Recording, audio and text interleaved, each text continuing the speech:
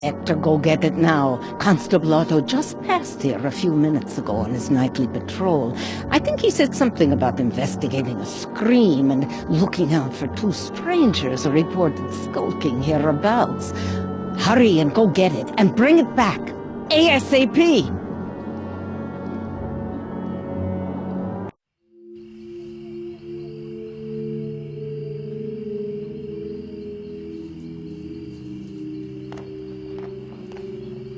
It's my coffin. I used it to cross the lake.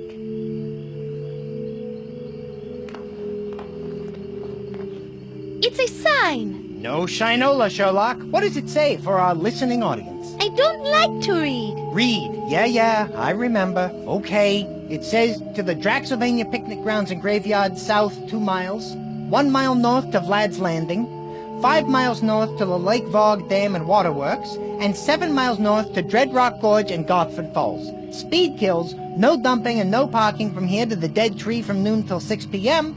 Violators will be booted at owner's expense, the VPD.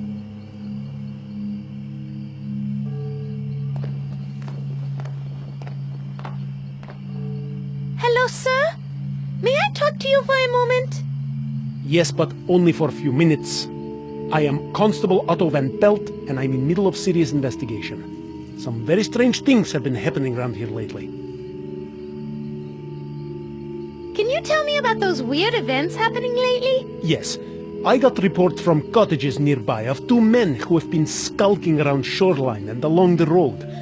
Then we heard reports from all over of horrible screams that echo throughout the valley.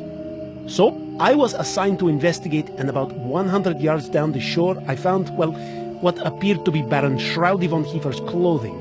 And it smelled awful. Noxious vapors were emanating from the clothes. It was quite a sight.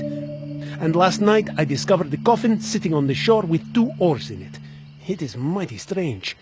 You'll have to pardon me, ma'am. I best be getting back to my investigation. I haven't much time before Luke Crane gets wind of it and muscles the case out from under me. He's always trying to be in the spotlight. What are you doing with that boat? Looking for clues. By the dirt residue I found in the coffin, it looks as though someone kept putting dirt in it, and then someone else kept dumping it out. Also, by impressions left behind, it looks like someone, a woman, judging by the shape of the imprint, slept here every night and had a bat for a companion. How do you know that? By the smell. Bats have a distinctive odor that is hard to wash out. Tell me about it. Yes.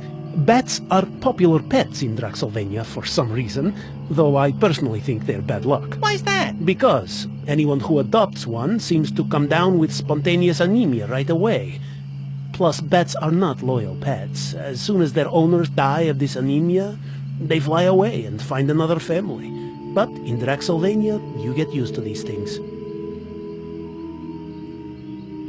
What else can you deduce from looking at the coffin? Well, the woman who slept here wore black and purple, judging from the fibers I found, and had black hair. And the coffin owner's name was written on a tag on the inside of the lid, a Mona de Lafitte. Sounds like a French name. I think popular in the south of France, near Calais. Where are you from, may I ask? Calais? That's not in the south. Shh, idiot. Oh, right. Where? Belgium. Where? Belgium. Quebec. Well, which is it, Quebec or Belgium? Belgium, Quebec.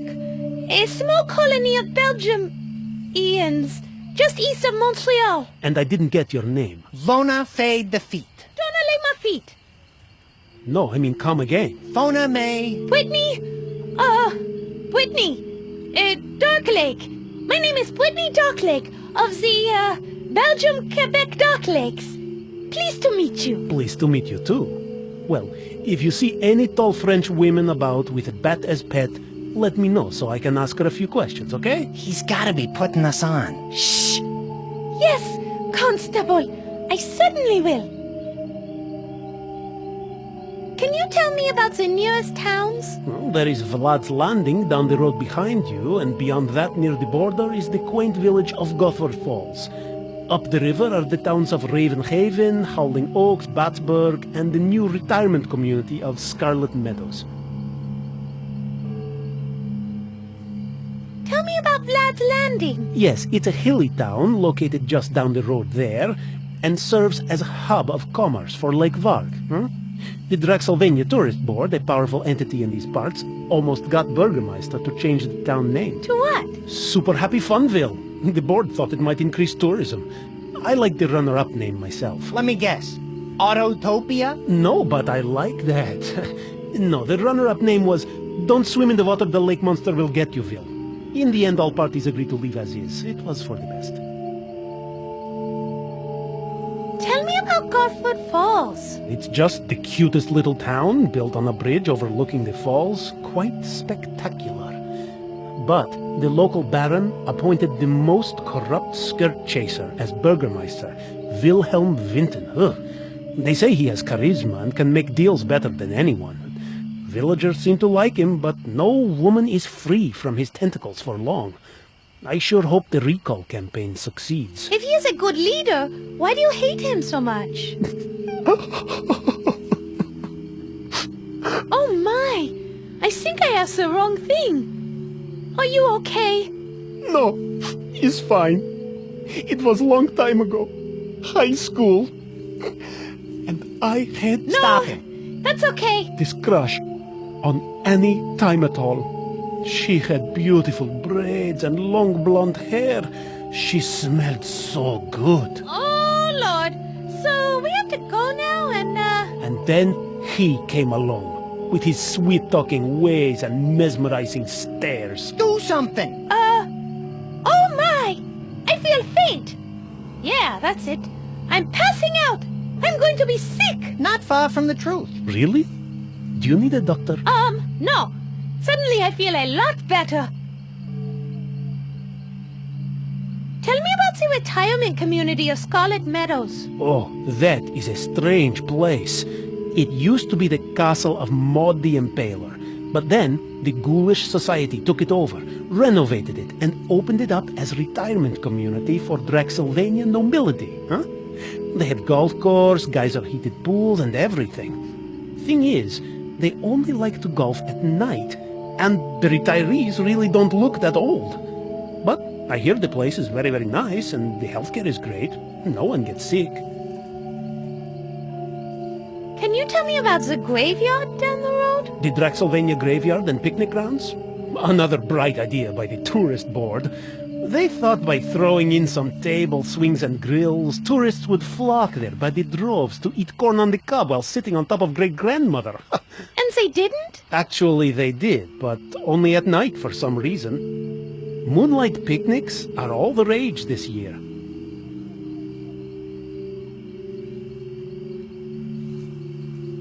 Have you seen two men rowing out on the lake? I think I saw some men in a boat not too long ago fighting with the lake monster. I thought I saw them throw vials of water at it that caused the monster to sink. Then they rowed up to the Baron's castle. Must be guests. When the Baroness was alive, they had guests all the time. Never saw any of them leave, though. Oh well. Who do you suppose those two men were? Well, a woodsman who reported seeing them said they were acting funny, like they were up to something. And they had lots of strange sorts of equipment, each with a symbol of an eye in the middle of a pentagram. I think they might have been meteorologists or lawyers. I'm out of questions for now. Okay, back to my investigation.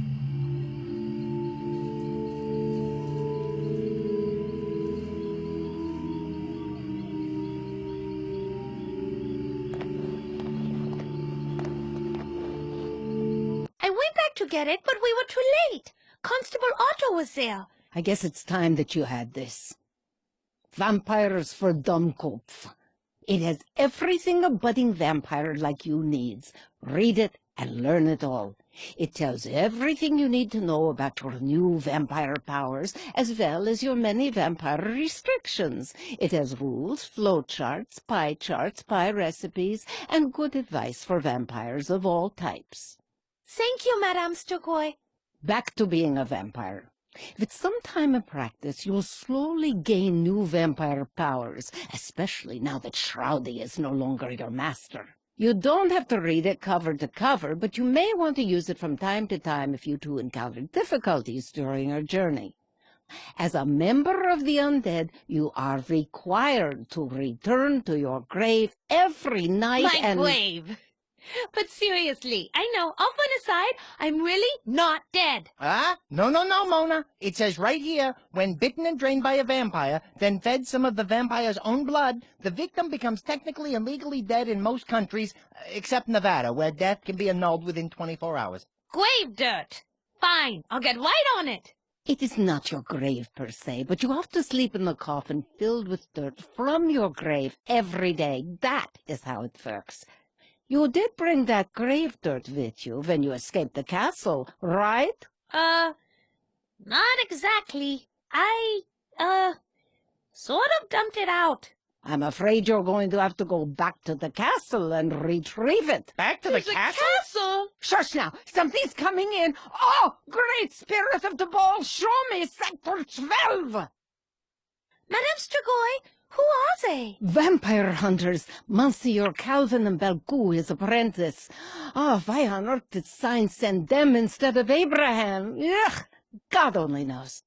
Oh, well, they are vampire hunters from a religious brotherhood. You can thank them for staking Baron Shroudy von Kiefer to death back by the lake.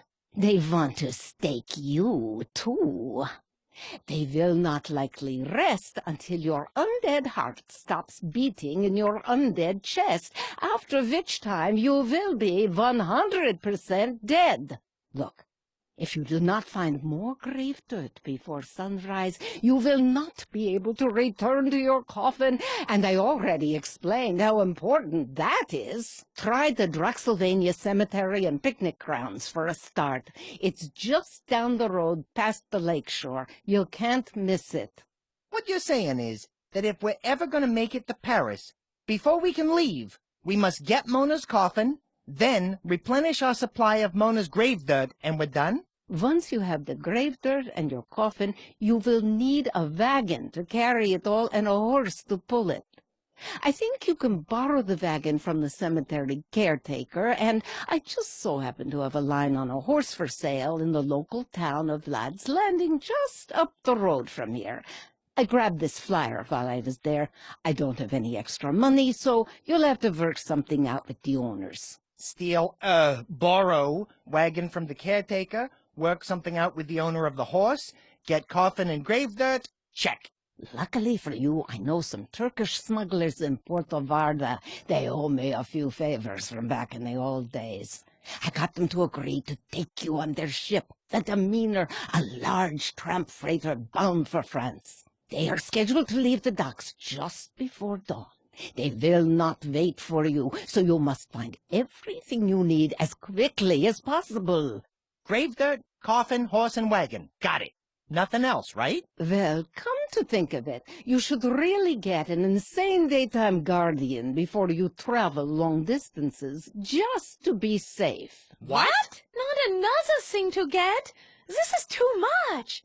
And why exactly does he have to be insane? Yeah, at best it sounds a little unwise to travel with nutcases, especially over long distances. Come on, think about it, you two. All vampires must find a mortal living human to guard over them during the day, in case the righteous brothers or their brethren discover your coffin and decide to stake you in your pajamas. An insane guardian simply works the best. For one thing, they are more easily controlled. 2, they get less grossed out by the sight of blood and corpses. And 3, I forget 3. Just trust me. They are essential to have for any sun-fearing vampire. But forget it. Never mind, we are short on time. You can worry about the insane daytime guardian when you get to Paris. Let's go already. We have a long night and a lot to do. Thank you so much for your help. My pleasure, child. I will do whatever I can to help you along your perilous journey.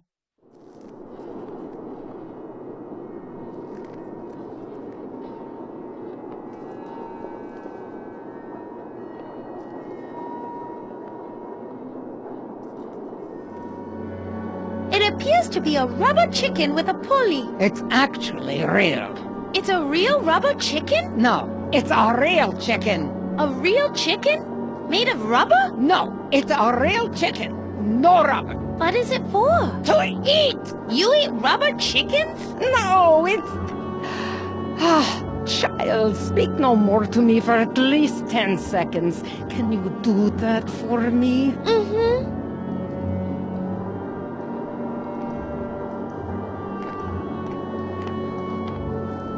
It's a rather strange symbol.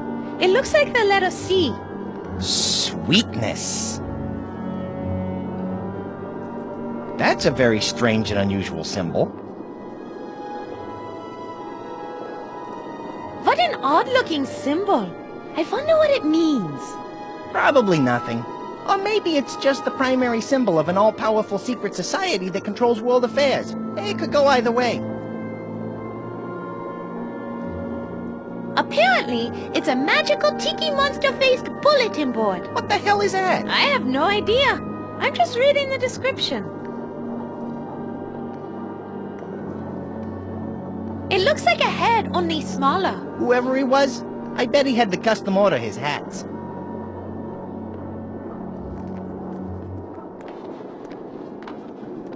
It's a beautiful hourglass.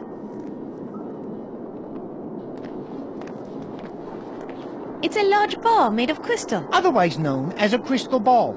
Witches use them to see other places and times. Isn't that right, Madame Strigoi? Have you seen anything good lately? Not really. During the summer, I mostly get reruns.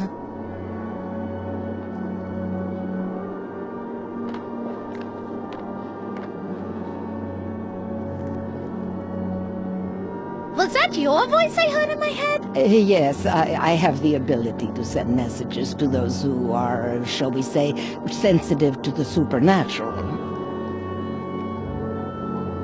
How did you know my name? I have been watching you two ever since Mona came to Draxylvania and was imprisoned by Shroudy in the castle. What goes on in Castle Varg interests me very much, but I don't want to bore you with all that right now. Watching us all the time, huh? Maybe you should change your name to the nosiest nosy person to ever stick a nose where it doesn't belong. You better be nice to me, Froderick. I know all about you and your troubles. I'm sure the Belfry boys would like to know that you have finally left the safety of the castle. Oh, well, what I meant to say was, you should be called the most forgiving forgiver who ever forgave things that should definitely be forgiven. That work for you? Forgiven for now. Why have you summoned me here? I know your plight, and I know how best to prepare you for your journey home.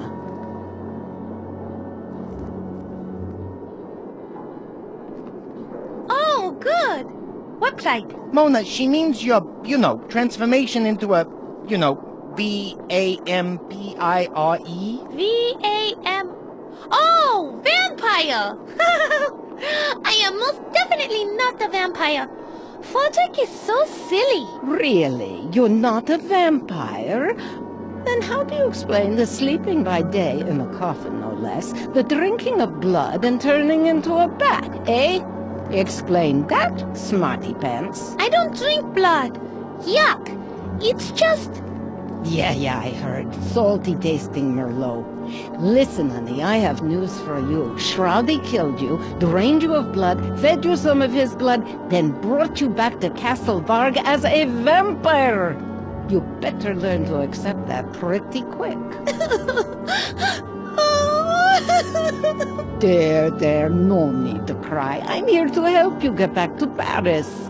As a vampire, you can live an extraordinary life, or unlife as it were. It will be wonderful, and just as fulfilling as a regular life. Don't let it get you down. Child, just do what I say and you'll be fine. Really? Truly? Thank you for your kindness. I will listen. I'm all pointed ears. Tell me what I have to do.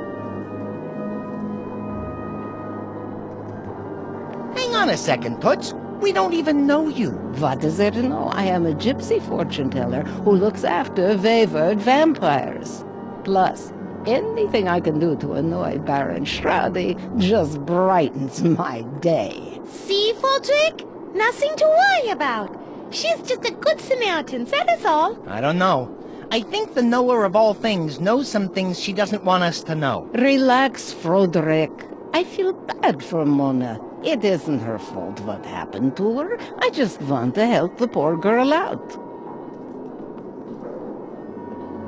What is up with the creepy music? I tried playing country music for a while, but it just didn't seem to work. The sun burns my skin, my best friend's back. The mirror shows me nothing. I smell like a rat. Oh, I'm just a vampire girl. When the moon comes up, I wait with the start. I'm feeling so sad, like I got a stake in my heart. Oh, I'm just a vampire girl. Now that is scary. Do you want to hear the verse where her carriage breaks down and her dog runs away? No! No thank you. Fine, suit yourself. I'm easy.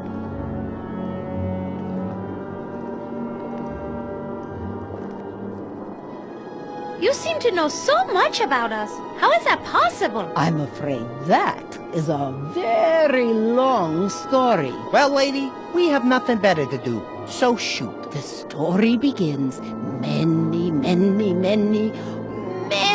years ago. On second thought, lady, I have bad circulation problems and can't sit for long stretches of time. I was born in Romania in 1829.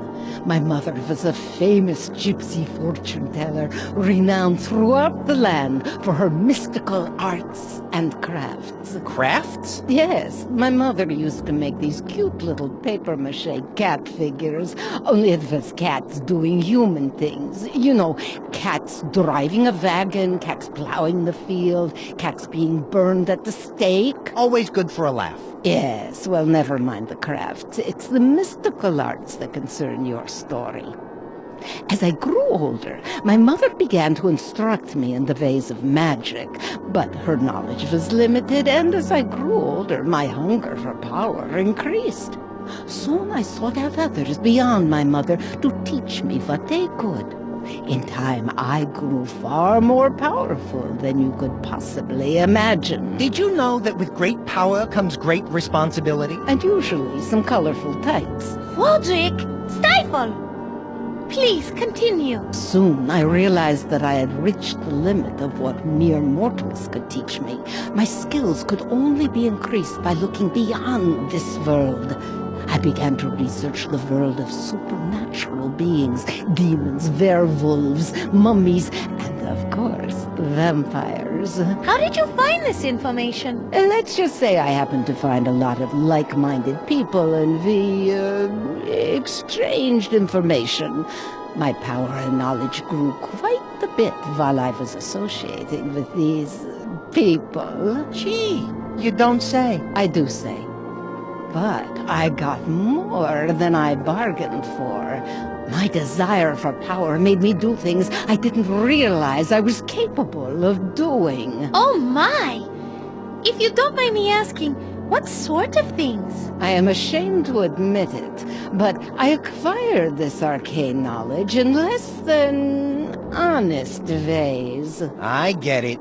The 5-finger discount. You know, it would only take me 2 fingers to place a curse on you that would last 5 generations. Yeah? Well, it would only take 1 finger for me to tell you what I think of you and your curses. Oh, Fodrick, stop it! She's being honest with us. Don't antagonize her. Please go on, Madame Strigoi. Thank you, sweetheart. There isn't much more to say. I have led a life of foul deeds and shame, and now in my waning years, I have made it my sole purpose in life to undo any evil I have done, correct my wanton mistakes, and in general try and set wrongs to right. Tonight, I will correct the wrong that has been done to you by getting you on the path home to Paris. Au revoir!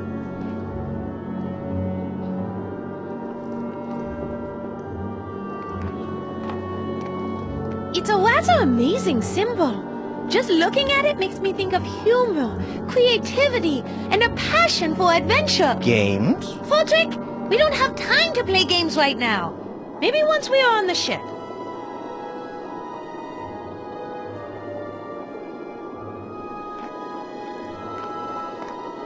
It's a primitive cultural mask. And when I say primitive, I mean just as valid as any other culture on God's green earth.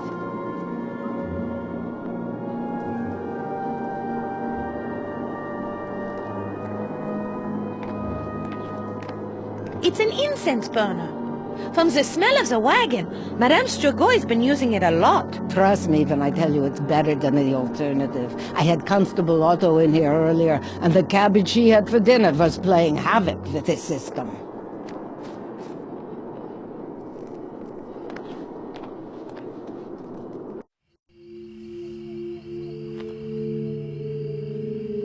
Madame Strigoi said to get my coffin now, so I better not wander off and explore. Yeah, you better not go back to her empty-handed, or she'll give you more hours of mind-numbing exposition. Quiet, Fodrick! She is a nice, wise, elderly lady trying to help us out. Show some respect. Besides, I think she can hear you. I can, so watch your mouth, rodent. Oh, cripes! On toast!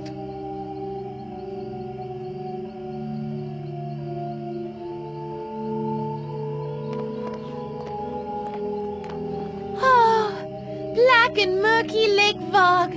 How I will miss you. Just kidding. I hate this place. Let's go.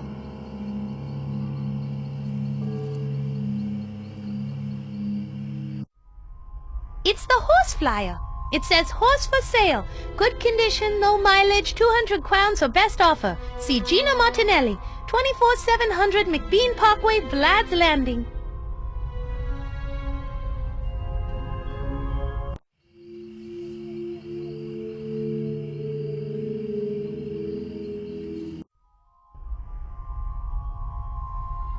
Stop! Am I really a vampire? Be sure before you bite. It says, Table of Contents, Section 1 for the Novice Vampire, Section 2 for the Journeyman Vampires, Section 3 for Master Vampires.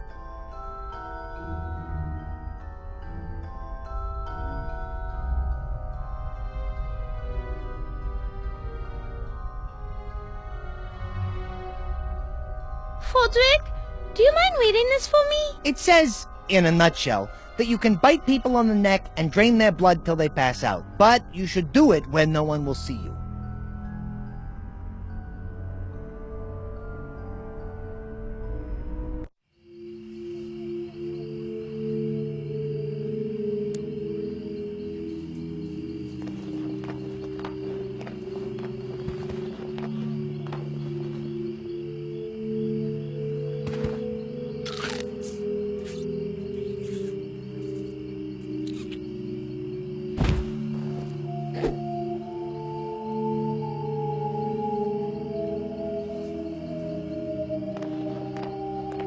Yes, well, now that the constable is, resting quietly, I'll take my coffin back to Madame Strigoi's camp.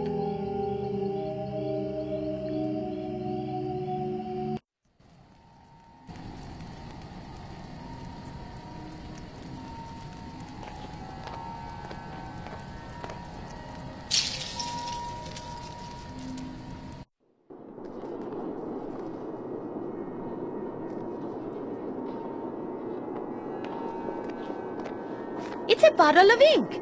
It's a very dark color. I have a feeling this might come in handy. Madame Strigoi, may I have this bottle of ink over here? Yes, child. Knock yourself out.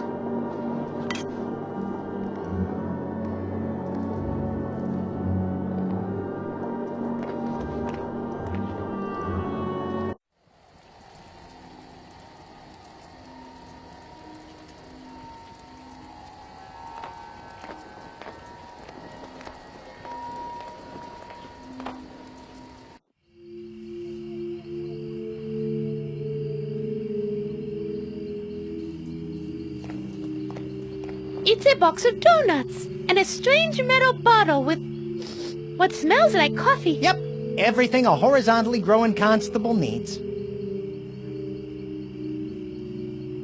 I don't want those. They look all eaten up anyway. Even the bear claw! Dang!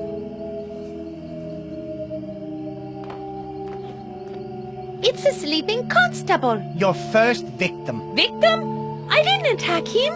I just borrowed something from him that made him sleep deeply for a while.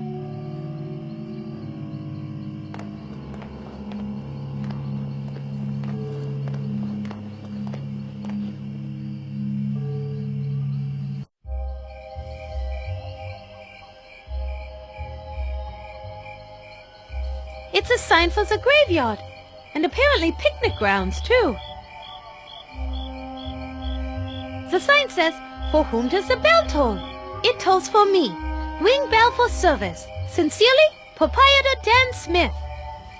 Well, at least it appears that Mr. Smith has a sense of humor.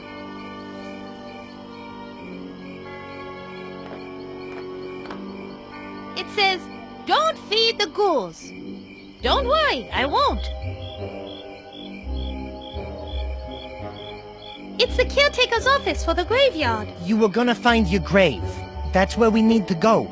The caretaker has to have a map of the graveyard available.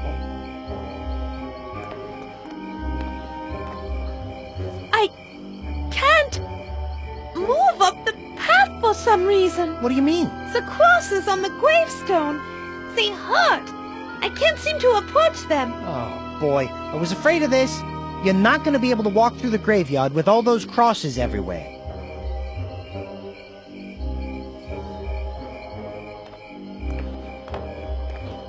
It's a bell. The sign says we should ring it for service. You should ring that bell. Ring that bell. Let me give this bell a ring and see if anybody's home. No luck. He must not be here. That might be a good thing. I imagine it would be awkward to explain why we're out here in the middle of the night trying to retrieve a box of your grave dirt. I think I could fly up there, but I wouldn't be able to land due to all the crosses repelling me.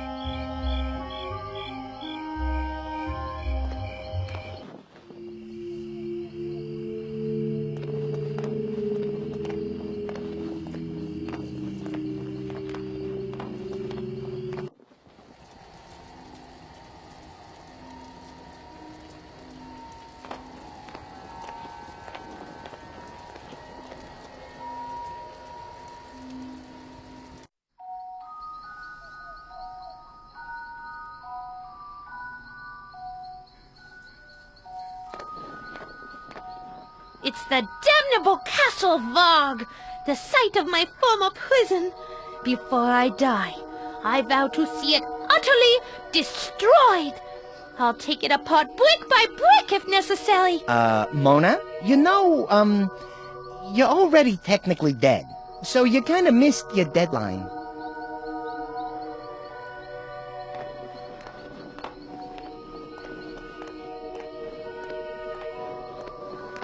It's a barrel. I wonder what it's full of. Rainwater. Why? What do you think it's full of? If I had to guess, I'd say rainwater. But it's what's under the rainwater that interests me most.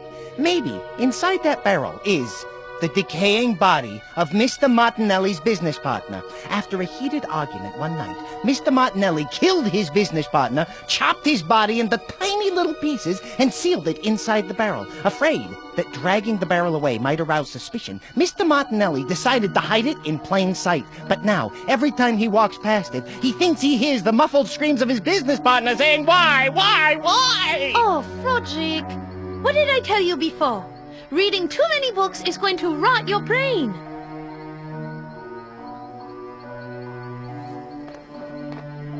Ugh, it's garlic. Ugh, it smells so bad I can't get close to it. There's no way I'll be able to approach the door while it's still hanging there.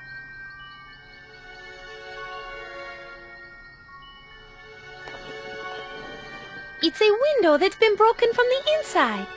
Based on a spiderweb effect created as the window was breached, the object in question was metallic, approximately 4 inches long, with a total weight not exceeding 27.5 grams. I would estimate the object in question flew no more than 23 meters. That's adjusting for a moderate wind, of course. Wow, Mona. You're either a great detective or had a distinguished career as a cat burglar before you moved on to opera.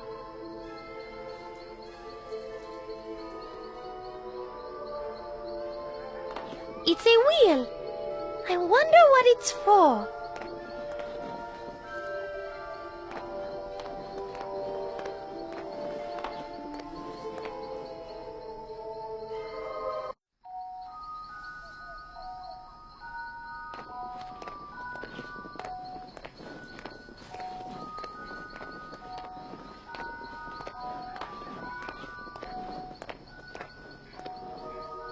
It's some sort of frozen statue depicting a humanoid figure.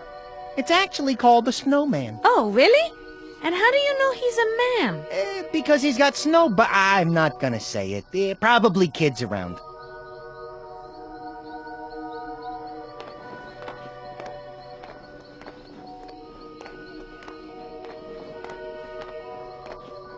It's a hayloft. Yuck! It's an entire room filled with scarecrow in it.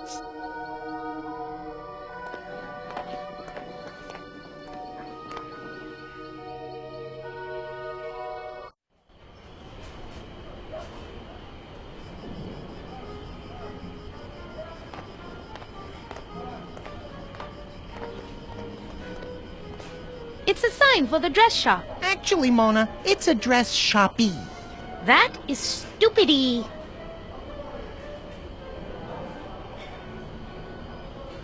It's the door to the dress shop. For some reason, I can't get close to it. It's the cross hanging above the door. Just like at the boathouse, the cross is keeping you away. You don't happen to have another animated golem body tucked away in that dress of yours, do you? Preferably one that's about 10 meters tall? No, I'm afraid not. Well, it looks like we're gonna have to find another way to deal with that cross. Maybe we should take a look at the Vampire for Dummkopf book that Madame Strigoi gave you.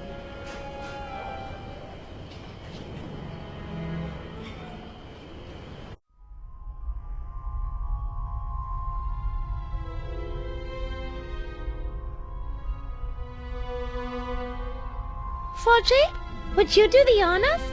It says, in a nutshell, that vampires wear black cloth because it protects them from holy magic, such as holy water, crosses, and the sun.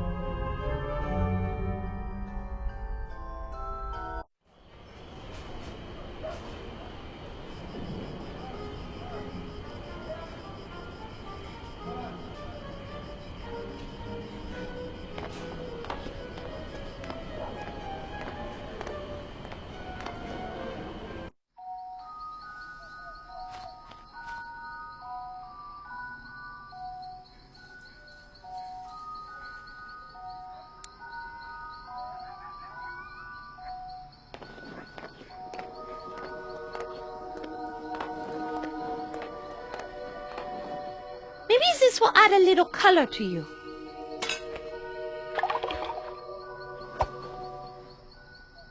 He looks like a charcoal-flavored snow cone.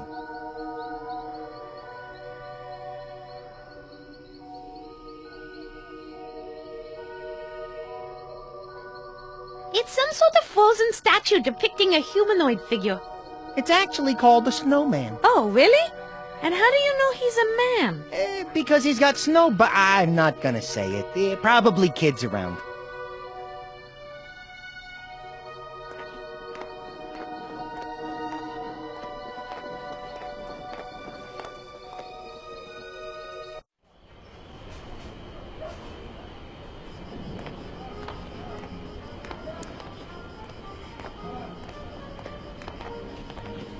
I'm going to throw a snowball at it. Maybe I can cover it up.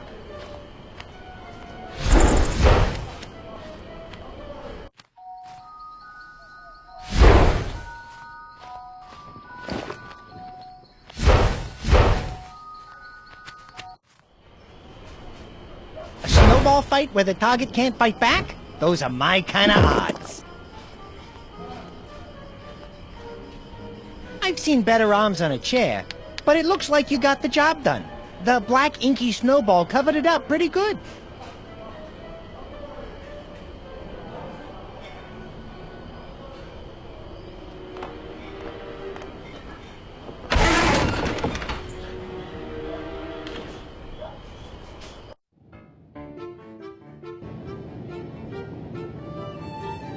What's wrong, Mona? The door's open. What are you waiting for? Head on in. I can't!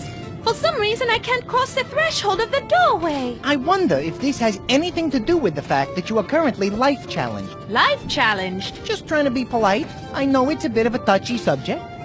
Oh, you with your silly vampire theories. It's only a curse. That is, until I find a way to cure myself. Okay, so maybe the fact that you can't enter the store has something to do with the fact that you're a walking corpse. I mean, you're a vampire.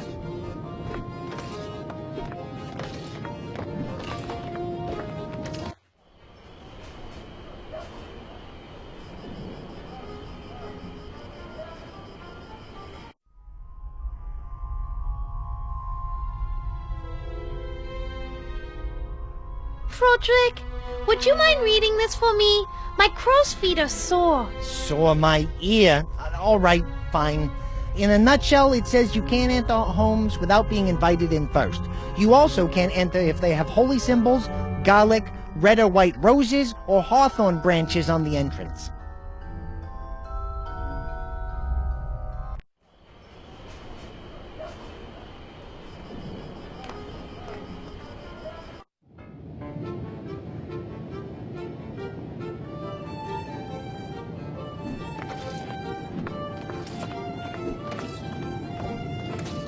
It's the open and close sign for the store. It says they are closed right now.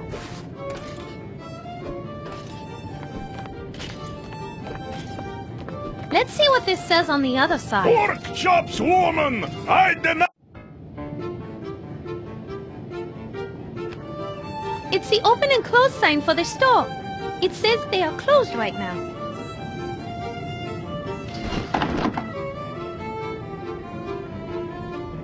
Surprise, surprise! Instead of closed, it says open. Wow, that one really caught me off guard.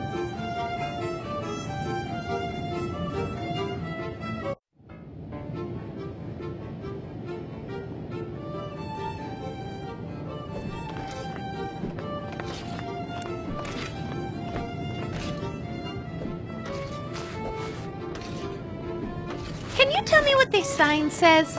I'm afraid I don't have my reading glasses. Yes, it says, yes, we are open. Please come in. I wonder how that got turned around. Oh, well. That did it, Fodrick. I suddenly feel different. I feel I can walk into this shop now. Pretty sneaky, sis. I mean, Mona.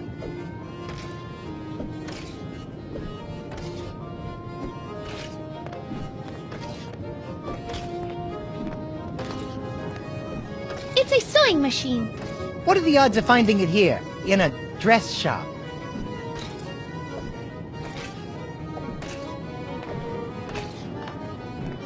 It's a dress made for a toddler.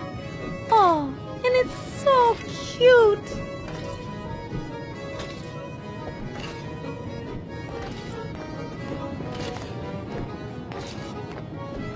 It's a pair of toy muskets. What's wrong, Fodrick? I'm just disappointed. For a second there, I thought maybe we were gonna get to shoot somebody. It's a lot of brightly colored cloth. It's a very fat man who seems not at all motivated to do anything for himself. I'll probably regret this, but may I ask you a couple of questions? Yeah, why the hell not?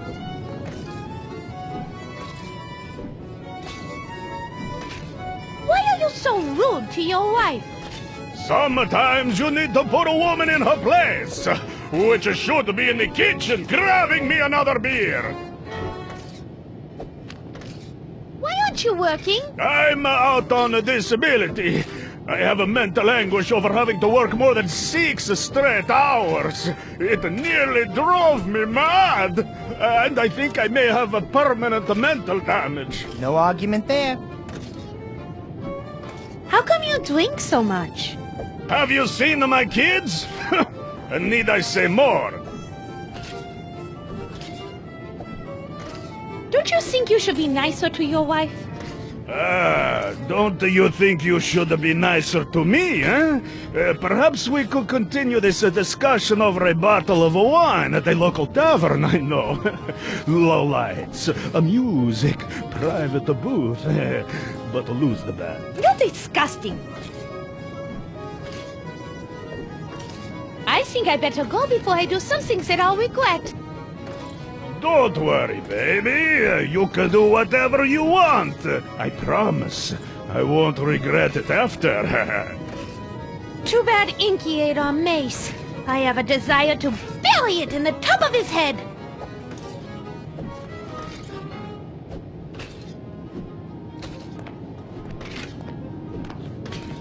It's the kitchen.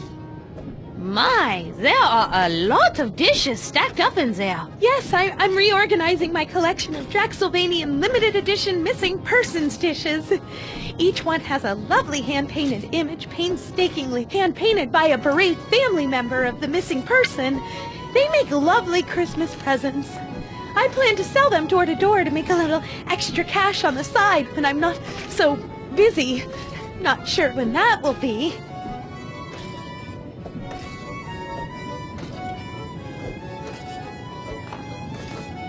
It's a chair. People usually use them to keep their backsides off the ground.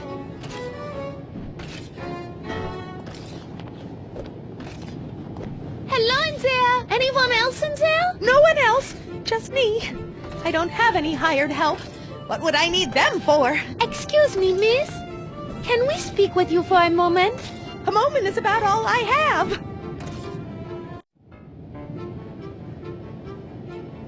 Why aren't your kids asleep? I haven't had a chance to sing to them yet. I always sing them to sleep. Unfortunately, my husband is rather demanding and rather hungry as well, and it's going to be a while before he finishes his dinner. I used to sing at the Pelly Opera. Perhaps I could sing for them. Would that help you? Certainly. If you can get my kids to fall asleep, and then once my husband finishes his dinner, I should be able to help you out with whatever you need. Why is your husband so hungry? Good question. Apparently, sitting around on your ass all day doing nothing but drinking, yelling, and passing gas that could choke a mule generates quite an appetite. How did you meet your husband? When I was many years younger, my father accidentally ran him over with our family carriage. The magistrate ordered my father to pay for his medical expenses, but my family didn't have any money, so I agreed to live with him and work as his servant to pay off the debt.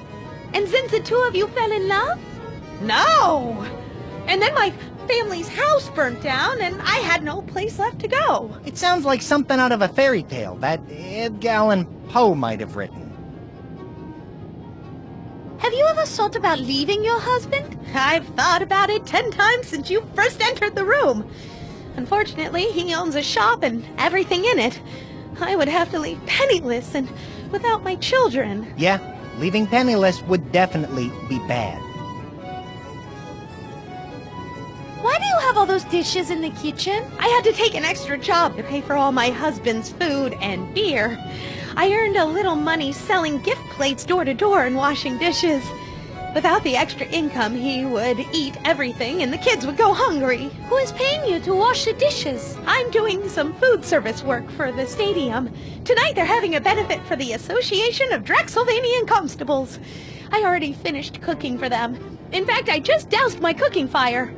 Now I have to wash all of their dishes.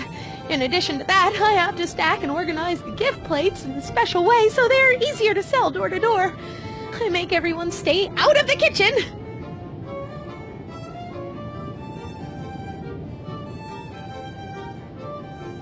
What are your children's names? Siegfried and Roy. I bet they get picked on a lot. True. Not the most manly names in the world, but again, my husband likes them.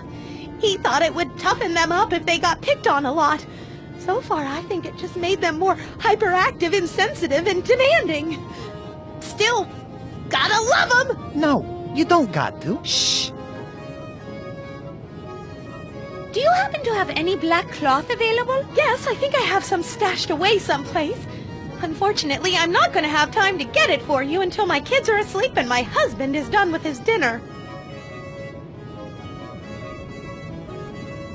Thank you for talking with us.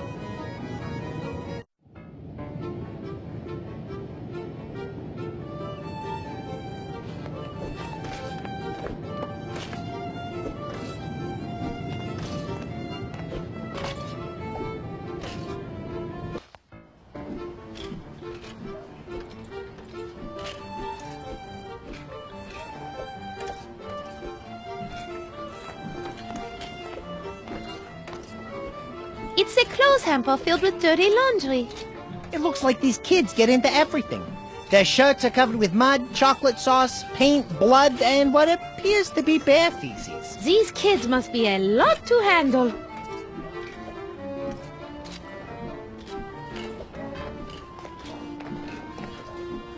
It's a poster for the local sports team, the Vlad's Landing All Blacks.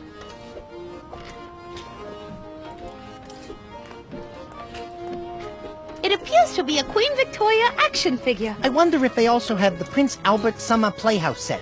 It features a built-in tea set, fox hunting stallions, and of course, a jacuzzi.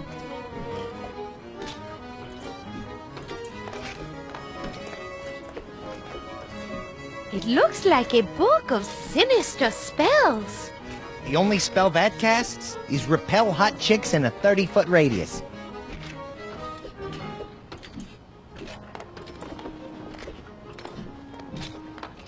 It's an assortment of random objects.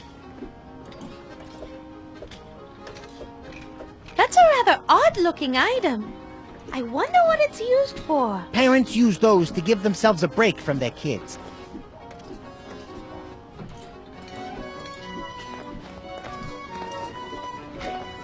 It's a drawing of something. If I had to guess, I'd say it's either a picture of a female werewolf carrying a beer stein or a very angry bunny with an axe in its hand.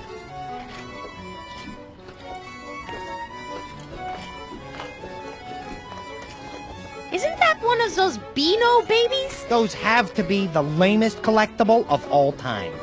I collect teapots. Those Beano babies have to be the second lamest collectible of all time.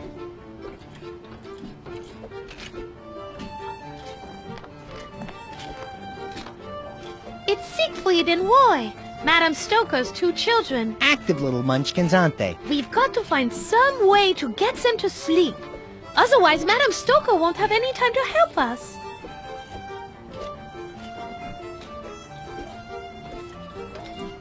It's an interesting collection of flying objects.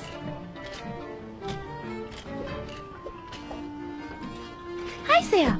My name is Mona. Can you sing a song for us? Please? We like to hear songs while we're falling asleep. Yes, of course.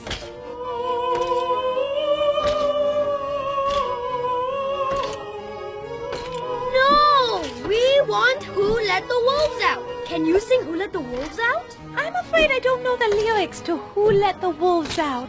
But I do happen to know several beautiful French lullabies, many of which have been passed down for hundreds of... Who let the wolves out?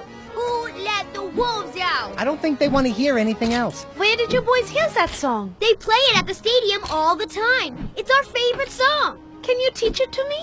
If you do, I'll be happy to sing it to you. We don't know all the words. Sing it to us or we won't talk to you anymore. Who let the wolves out? Such lovely children. I wonder if they'd fit through that window. Shush, Frederick. I'm going to have to find a way to learn that song. Otherwise, I don't think these children will ever go to sleep.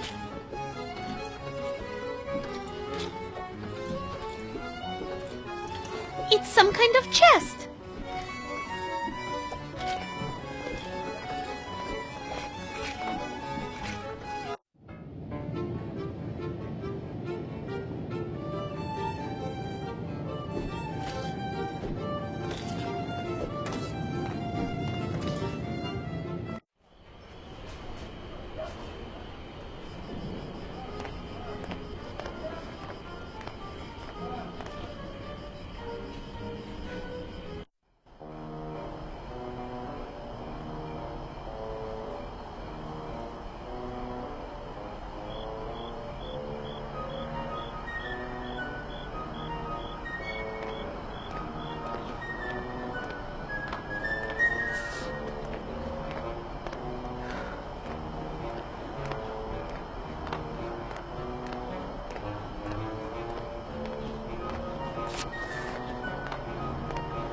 It's a banner for Manchester Divided.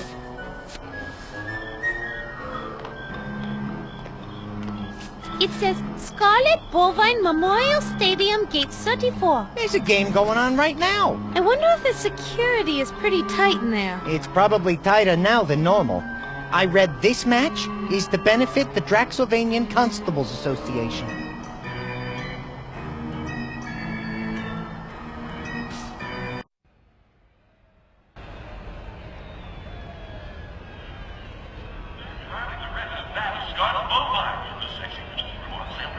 Oh, please let me in. A werewolf ate my ticket. My name is Mona de Lafitte. What's yours? Detective Lou Crane at your service. I'm pleased to make your acquaintance, Miss de Lafitte. How long have you been assigned to this stadium? I've been doing stadium duty for 2 years now, and I love it. In that time, I might add, illegal attendance has been cut by over 92%. Only 92%? You seem to be quite a responsible security guard. How is the other 8% getting past you? I've asked myself that question many times. The only thing I can conclude is that somehow they're sneaking through a side door. And where would this side door be located? And how come you haven't locked it? Well, it is locked, but somehow those pesky 8% keep getting in.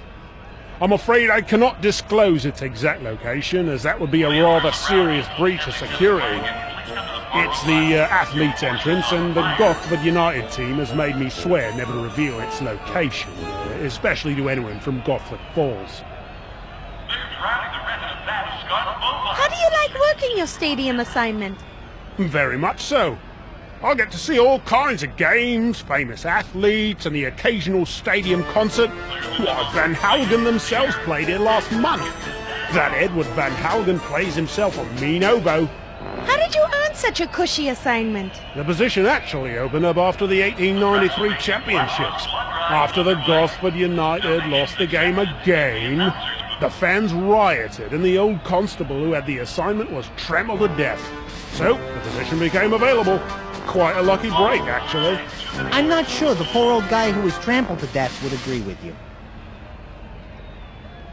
How can I get a ticket for the game? Sorry, madame. I'm afraid this event is only for constables, their families, and the people the constables sold their tickets to, and the scalpers they sold those tickets to, and the people who bought those scalp tickets. This match between Vlad's Landing All Blacks and Gothford Falls United, a huge long-standing rivalry, has been sold out for weeks. Worked on any interesting cases? Oh, goodness, where do I start? I have a million ones to tell you about, all full of brilliant twists, turns, and wonderful detective work by me. Which case you want to hear? I have all night. You won't be disappointed. Good one, Mona. How about your first case? That ought to be short. The year was 1865, and I had just completed my 4 extra years in Draxylvania Detective School. Nope, you were wrong. As usual. Most young rookies do not have the privilege of being asked into detective school. But you see, I was the captain of the Junior Occult Hunters of Draxylvania Society, an organization that I started thanks in part to the money I got from a bounty that practically fell into my lap.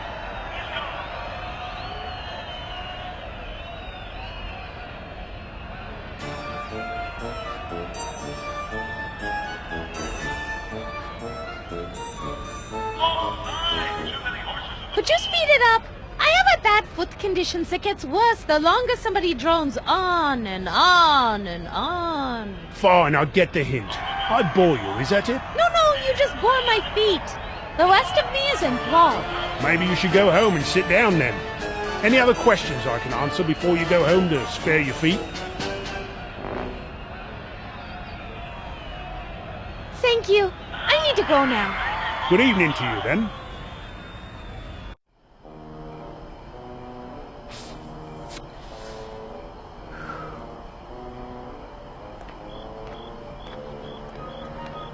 It's a constable. It appears he's patrolling the area around the entrance to that dark alley.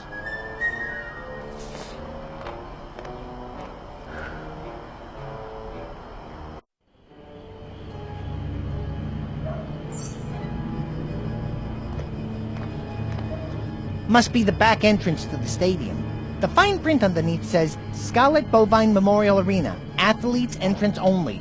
Spectators, please use main entrance. Trespassers will first be taunted, then severely beaten.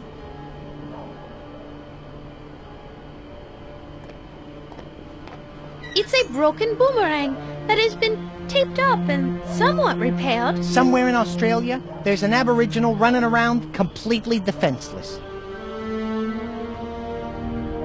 This will be useful. I'll take it.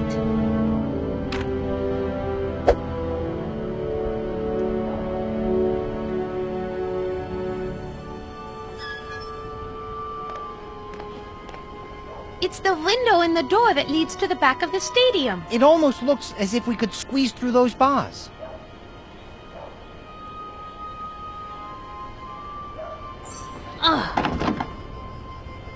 The door is locked, and there's no keyhole. The locking mechanism must be on the inside of the door.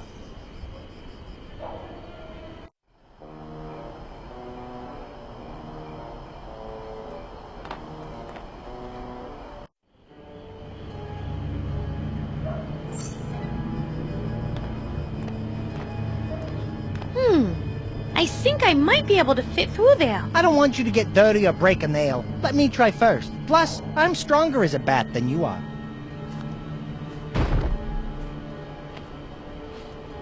Dang! Sorry, Mona. I couldn't quite squeeze through. Almost, though.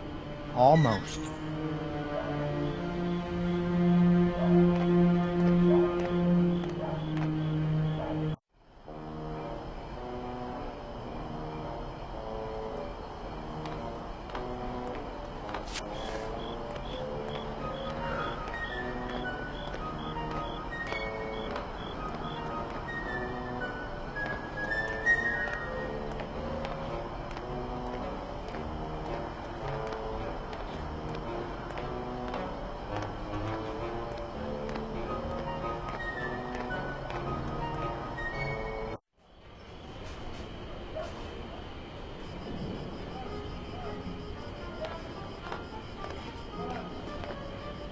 It's an oily vat filled with cooking grease.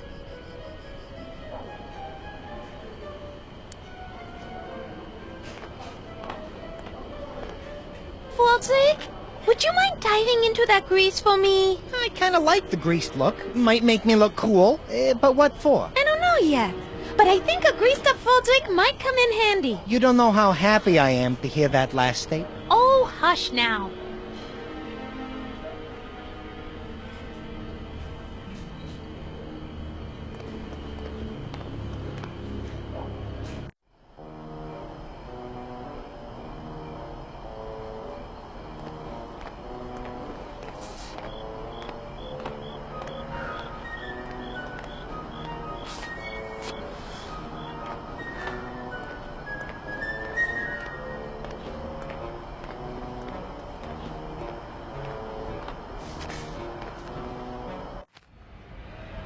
I wish someone had hit me like that.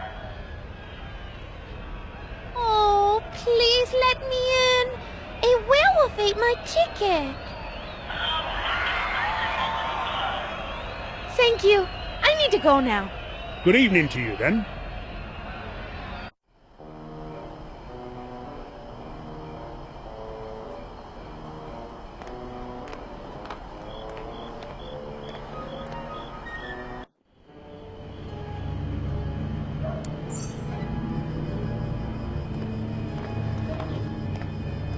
Mona, you're gonna owe me for this. I smell like a French fry. Well, we are trying to get back to France. All right, I'll go get greased up and try to squeeze through.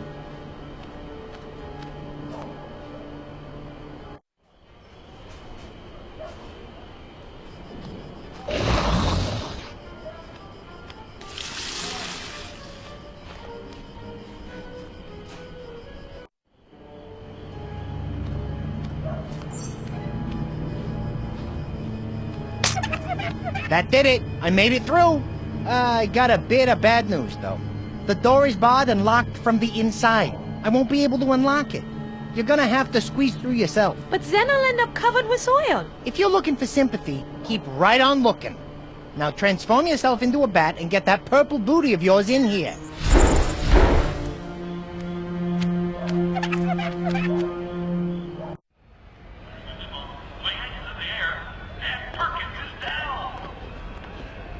Well, we're in, but I'm not sure you should have drained that guy in the locker room till he passed out. But I had to. He made me transform into a human from a bat. Yeah, but he was Gosford Falls' star player. They were favored to win, but now... Oh, who cares about this silly game? Besides, the outcome of this game won't affect us anyway. Okay.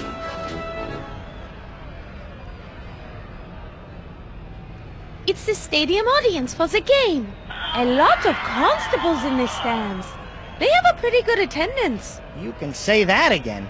I haven't seen this many cops since the grand opening of the new Draxylvanian Drunken Donuts. Don't forget, it's free pitchfork and torch day at the Scarlet Boulevard Stadium. Giveaway sponsored by Bonus Labs.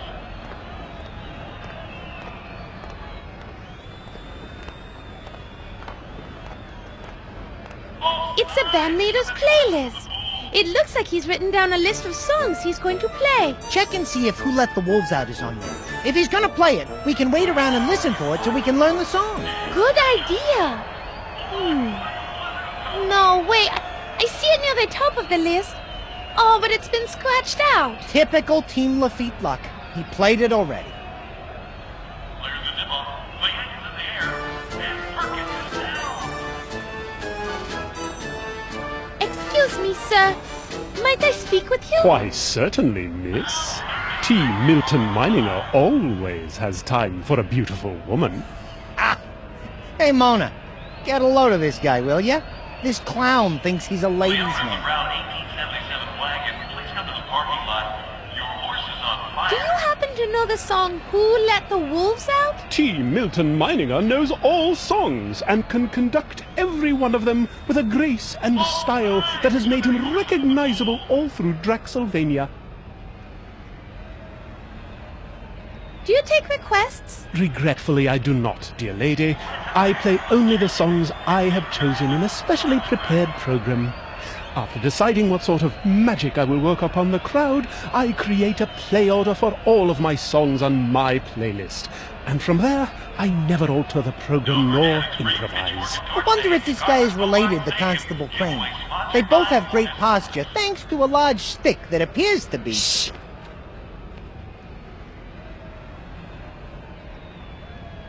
Would you be willing to change your program for me? You are rather beautiful.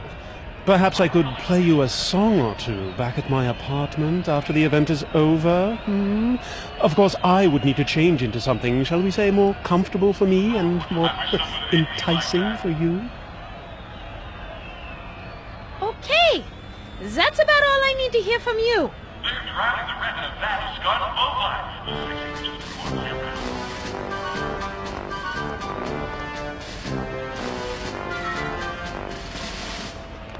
Don't forget, it's free pitchfork and torch day at Scarlet Boulevard.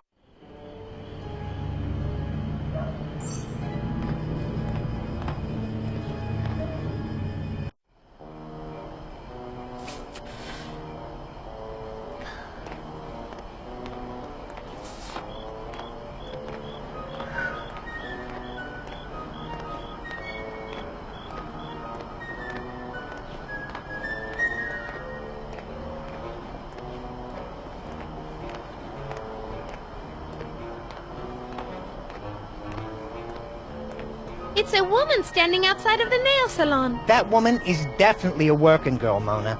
I think she's in the process of doing a little self-promotion.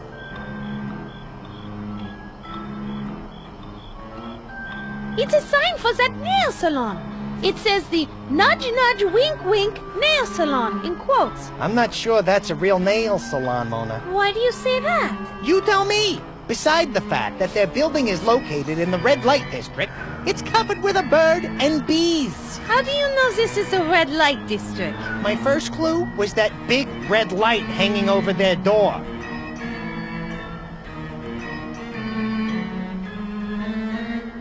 It's the door to the salon.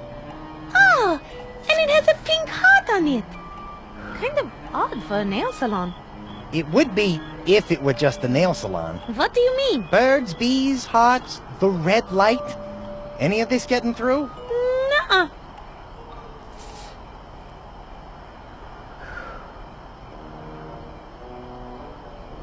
Hi there, miss. What can I do you for?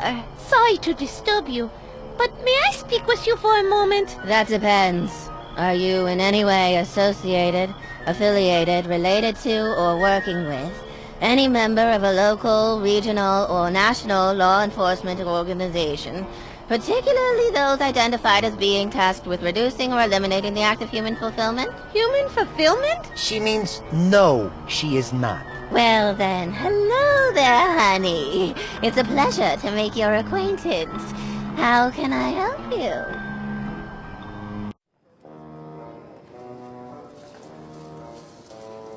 Do you work for the salon? Work has such a negative connotation. I like to think that I live my life in the pursuit of pleasure, mine and others. My relationship with the salon allows me to pursue these personal interests, while simultaneously providing me with an ongoing source of income.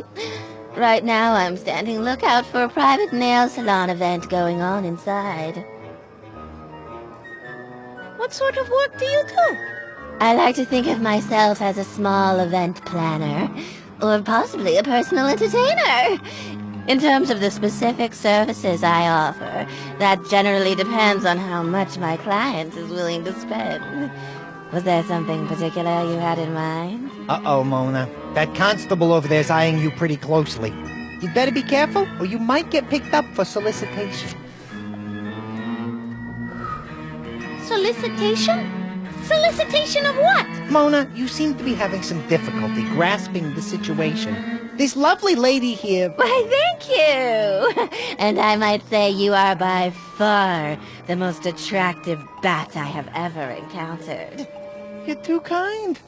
Anyway, Mona, to put it bluntly, this woman is, well, she does stuff to make people happy, especially penicillin manufacturers. Oh, I guess I understand. I think. Forgive me, I don't have much experience in these, areas. There's nothing to forgive, darling. You know, you are quite attractive. I'm not sure what you're doing right now, but would you ever consider a career change? We offer flexible hours and an excellent benefits package. We would have to put a little more foundation on those cheeks, though I'm afraid you're looking rather pale.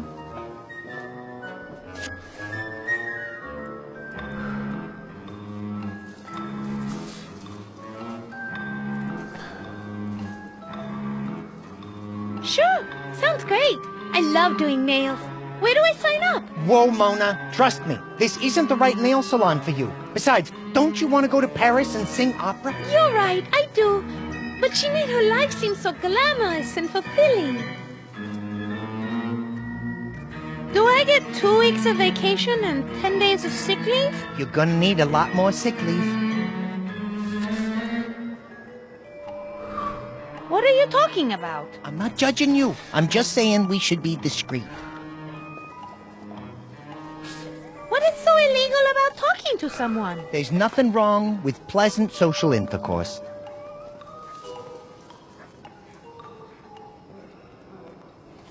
Why are you standing out here in the cold? You can thank Constable Bud Crane, the cop standing over there. He's not a big fan of the nail salon services. So I have to stand watch to warn the private party we are having inside, in case Constable Crane decides to have a raid. Believe me, I'd rather be inside nice and warm. What private party? We'll keep this on the down low, but Burgermeister Willem Vinton and a bunch of his cronies from the next village over are having some political discussions in there. Very delicate ones, and they don't want to be disturbed. Disturbed by whom? The Vice Squad. Vlad's Landing Vice, which Constable Blood Crane over there is the head of, doesn't like my business practices and is constantly trying to shut me down. But we are so good at nails that the politicians keep allowing us to reopen. Why would Constable Crane not like a nail salon? Oh, I have a bunch of theories on that. and none of them good. My leading theory is that he has a serious inferiority complex because his older brother Lou is such a big-town hero and overshadows Bud at every turn. So to compensate for his shortcomings, he's way too wound up. He really needs to get relieved of his duties for harassing a perfectly harmless nail salon? Yes, exactly. If he'd go away or someone got rid of him, that would be a relief, believe you me. Can we go inside your nail salon? Sorry, honey, no can do. Why not? The salon has been reserved by a private party. I'm doing double duty as doorman and lookout. So unless you are part of the Gothard Falls City Council, I can't let you in. May I ask your name? Certainly. Today, my name is Iris Vivienne. What do you mean by today? Your name changes? Of course. My name changes with my mood. I'm in an Iris mood today, but tomorrow I may be somebody else. My customers enjoy a certain level of variety. Might I ask your name? Mona. My name is Mona. Well, what a coinky-dink.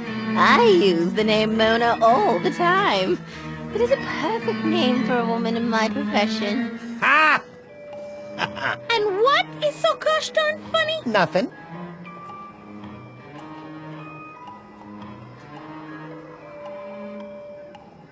That's a lovely dress.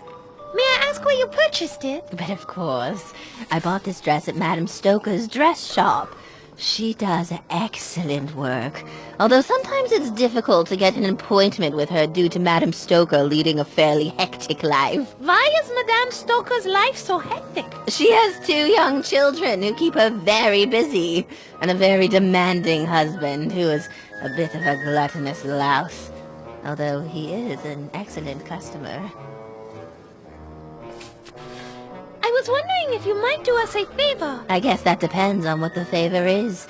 My favors usually cost money. There is a man conducting the constable's orchestra, and we're very interested in reviewing his song list. Unfortunately, he won't let us see it. If you could distract him for us, perhaps we would be able to modify his list. I'm afraid I can't afford to leave the area. I have to stand lookout for our private nail salon party going on inside. The Burgermeister paid me specifically to stand guard and watch Constable Bud Crane over there, so no can do, honey.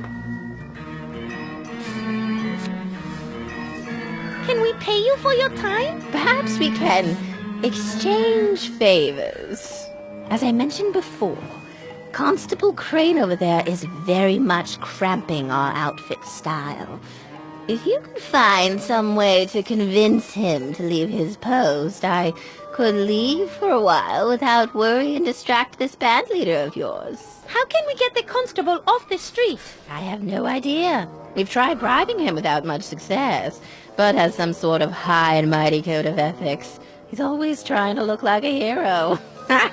His brother, Lou's the real hero. Saves people from drowning in fires all the time. Been decorated 5 times. Bud is always in his shadow, but both of them are a real pain in the... That is enough. Thank you for the information. That's all the questions I have for now. Very well. If you happen to see a lonely, wealthy man wandering about, please do send him my way.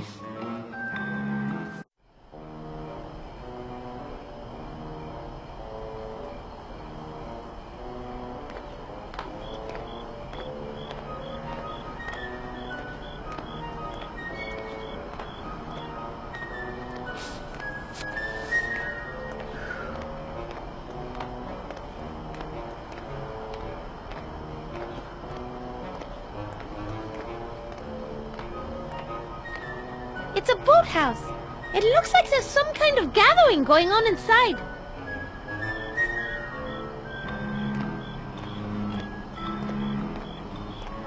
It's a constable. It appears he's patrolling the area around the entrance to that dark alley. Excuse me, sir. Might we have a few words with you? Of course, Fräulein. Do you require assistance? Is that bat threatening you? No, he's actually a friend of mine, but thanks for asking.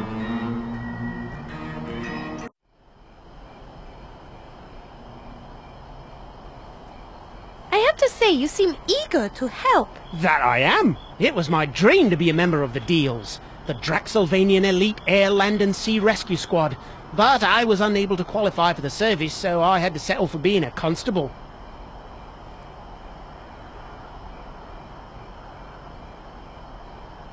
What happened? Why did you fail to qualify? I have a condition known as FC, which stands for Fragile Coccyx. Apparently, due to the occasional bout of anemia and limited access to vitamins as a child, my coccyx does not have the strength to withstand the arduous training curriculum.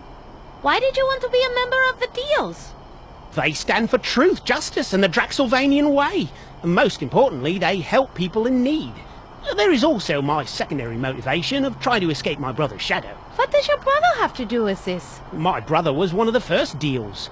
On his inaugural mission, he saved an entire village from being destroyed when floods caused the spillway of the Lake Varg Dam to malfunction. Ever since then, he's been known throughout the land for his heroic deeds. Haven't you had a chance to do anything heroic? Sure. I've stopped a few pickpockets, prevented the occasional murder, and harassed that cat house across the way out of business. Nail salon, where was I? Oh yes, but I've never done anything that's been recognised. What sort of recognition are you looking for? I want the town to know me as a hero. A key to the city would be nice. But most importantly, I want them to look at me and say, there is Constable Crane. He saved somebody. If I could only help somebody truly in need. This guy is a real piece of work. What sort of person would you want to help? Perhaps an elderly person? No, I know, a child. If I could save a child from some hideous fate, the old town would sing my praises. Settle? Constable sounds like an exciting and rewarding job. It can be, but this job can also suck the life right out of you. The endless social problems and crime-ridden slums wear you down eventually? No, I mean literally. We lose half our constables each year due to blood loss from animal bites. I'm beginning to suspect it may be the work of... oh, forget it. What? Tell me. Jackalopes. Vampiric jackalopes. This guy is out of his gourd. Listen.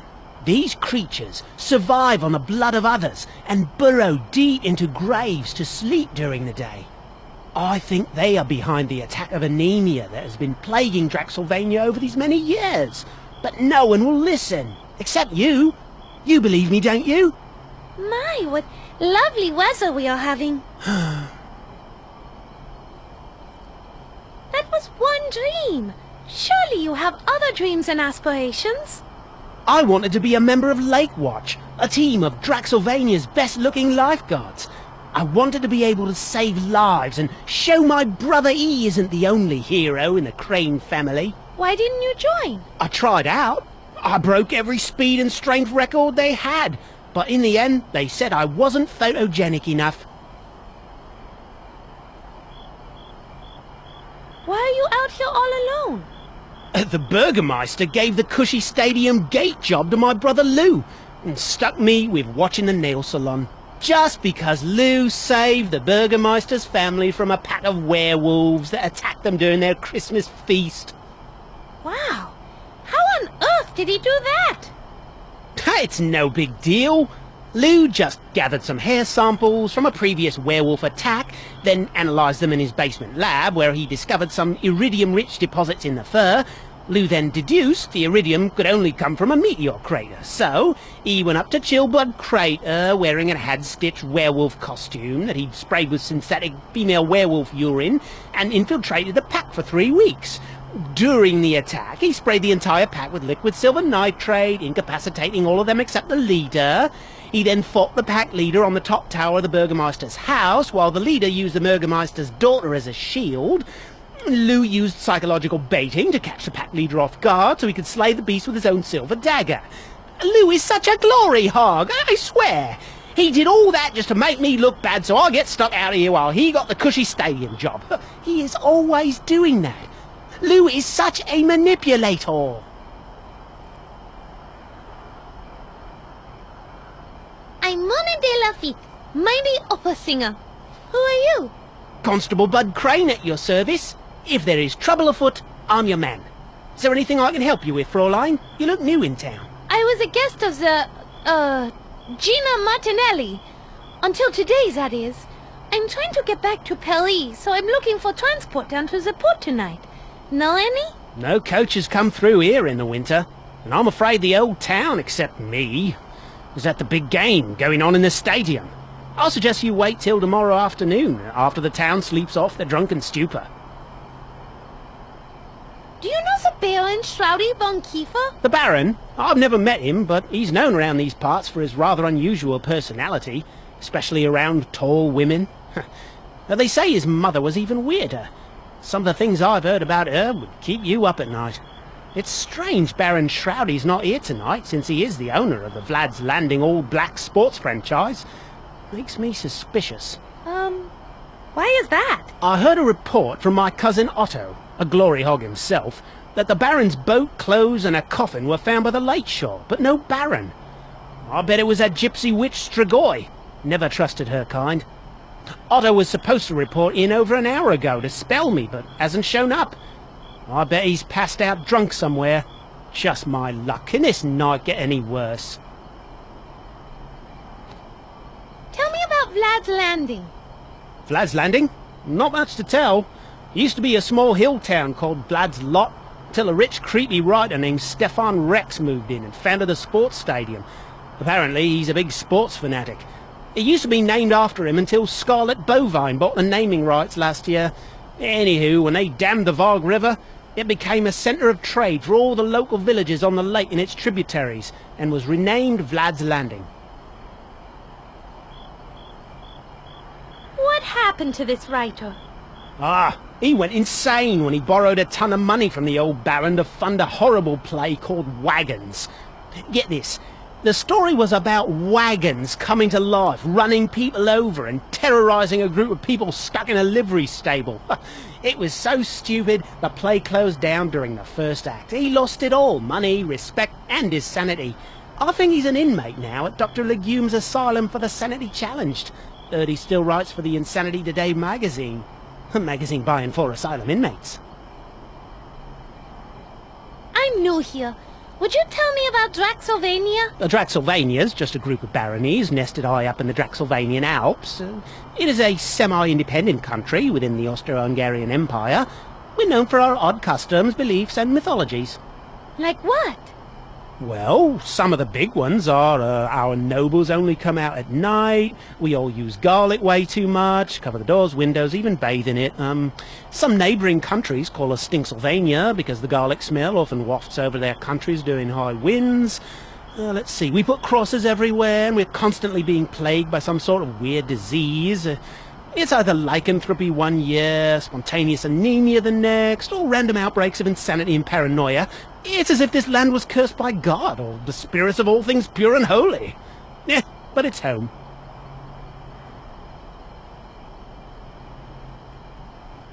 What's in that dark alley back there?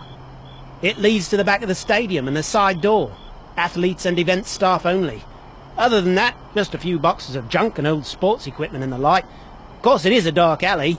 We have had a few incidents take place in there. I have been pleading with the city council to light the darn thing up, but they say their budget is taken up with the new public anti-anemia campaign. Just say no to night visitors. I like to stay near the alley entrance, just in case something happens again. Well, that is enough for now. I need to go.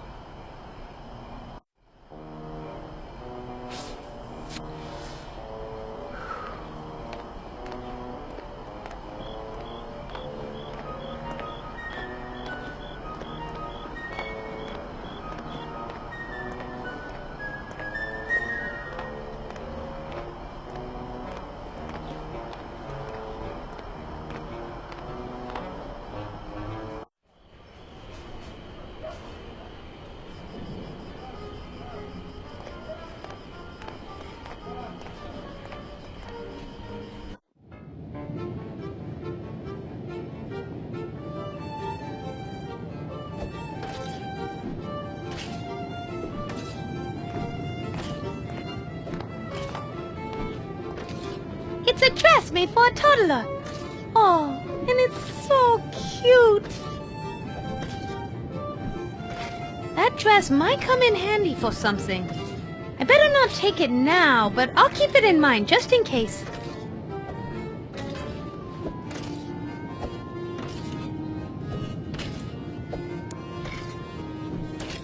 Frederick, you may not want to do this. In fact, you will probably hate me for asking this, but, well, if you don't terribly mind, I mean, if you don't mind terribly, What is it already? will you dress up in drag for me with the baby dress we just saw in the dress shop window? Please? What for? I don't know yet, but you dressed up like a little girl might be useful at some point. Oh, jeez. Let me think about it. Okay, fine. But it better be a really, really good idea, important, and not some joke. No joke. And I promise no joking. Well, maybe a little joking. Forget it. No.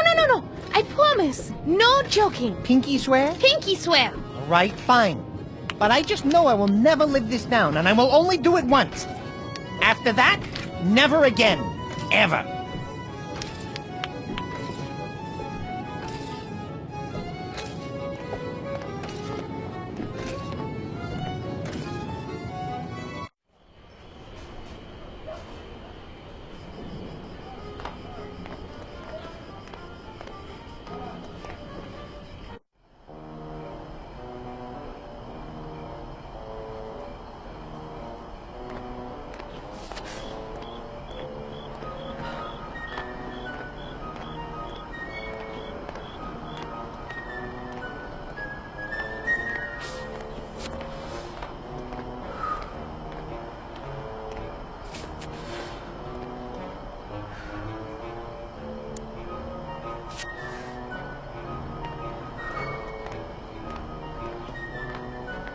Frederick, I just had a thought. Uh-oh. Duck for cover. No, seriously. Remember the little baby dress we saw in the dress shop window? Yes, the one you said might fit me. Yes. I was thinking we should lure this constable away from his post, and then I could... Drain him a bit till he passes out? I see where you're going. You hide in the alley back there, put me in the dress, and I lure him in there with some phony catch like I'm being attacked? Yes, exactly. Will you wear a dress for me, Frederick? Oh, boy, you owe me big time. But okay, just this once. I will never put on a dress for you again. Ever. Got that? Ever again. Yes, I promise never to ask you to do it again. I swear on my own grave. Not sure how good an oath that is, but fine. You go hide, and I'll go get the dress. I'll lure him with cries for help, then you, well, you just bite him. Not too hard. Whatever, not too hard. Then Miss Floozy over there will be happy. Great, let's do it. Why do I have a feeling it isn't going to be that easy?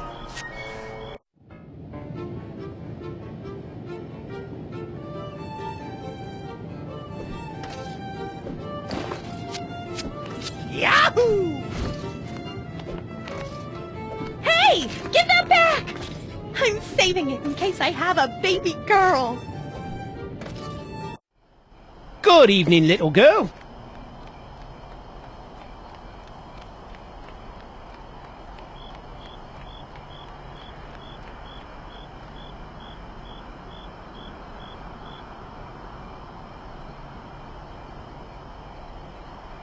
Ah! Help me!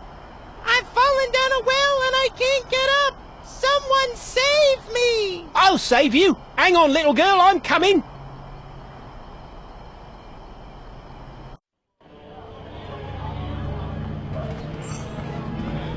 Hello down there, Constable Crane. Is everything all right?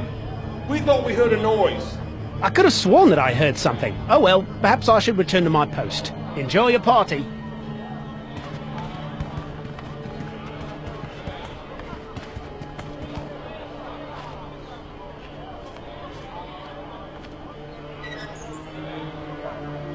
He can't get through. We better try something else.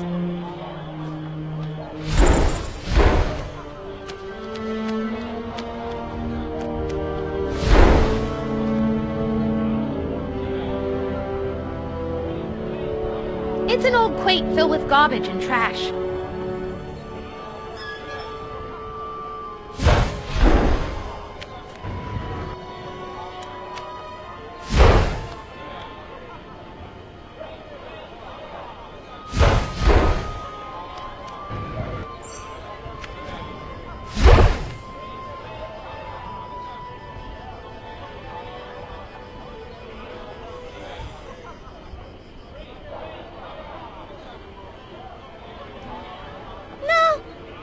So.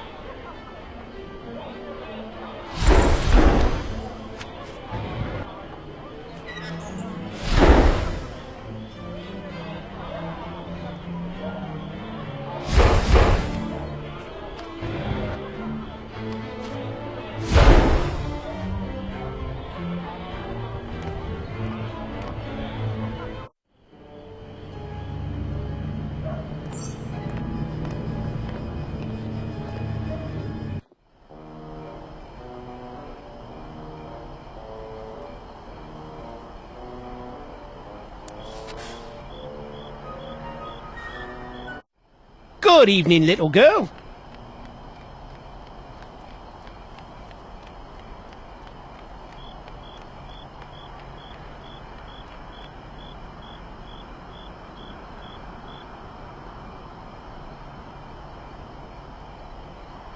Ah! Help me!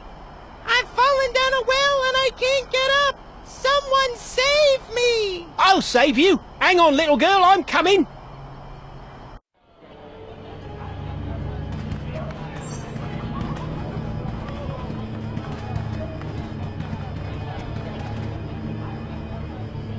It's the Constable Bud Quain, looking for the lost little girl. And I don't think he can be seen by those people in the windows. I hate to do it, but if I must, I must.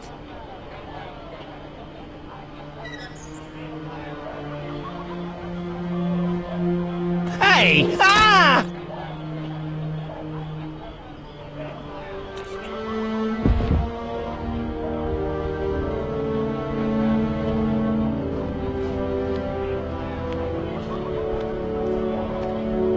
Wow, Mona.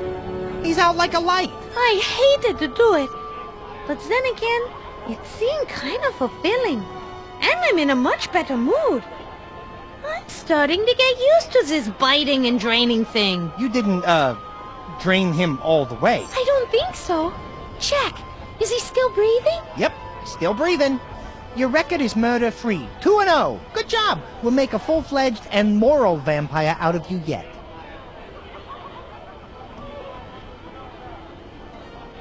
It's an access badge to the stadium. This all-access badge will be quite useful.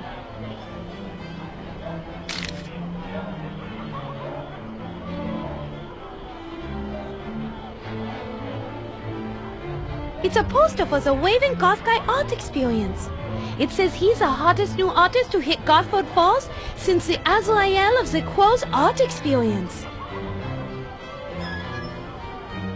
It's a window overlooking the alley. There's sure are a lot of people in there. Yeah, based on all the noise, I'd say they're partying like it's 1899. Hello? Quiet out there. I'm having a dinner party. Mona, what are you doing? I was just testing to see if they were paying attention to the alley.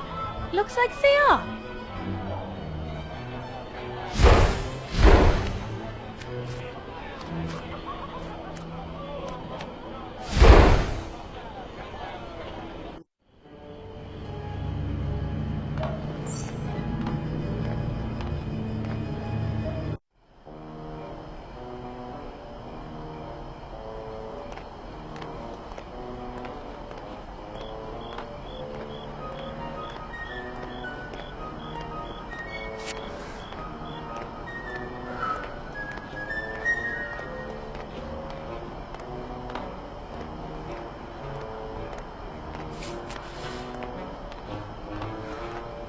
We did it! The constable will be out of action for a while. Oh, thank you, thank you. I have no idea how you did it. This is going to improve my business significantly. Now I believe there is something I need to do for you. Wait, I don't have a ticket for the game. How am I going to get in? You better find me one first, then I'll gladly help you out. Here, will this all-access pass help? I think all the constables working security for the game have one. My, you are resourceful. I could use a girl like you. Sure you won't change your mind about the job offer? Oh, well, it's, awfully nice offer, but you see, don't hurt yourself, honey. I get the picture. This path will work. Let's go.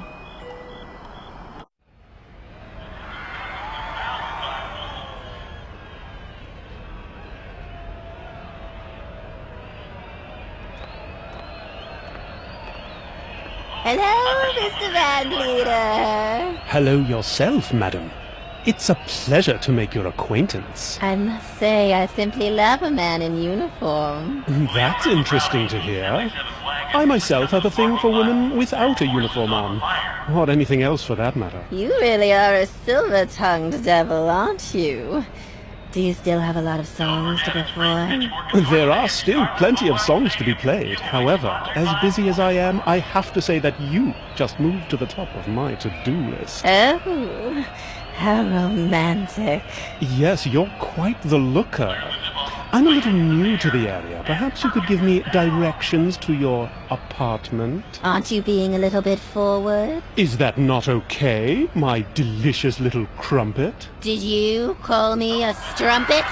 No, I said crumpet, but if you want to identify yourself as a strumpet, that works for me. I'd also be willing to accept floozy or hussy as well. You're clearly a big tease. And you are clearly a big jerk.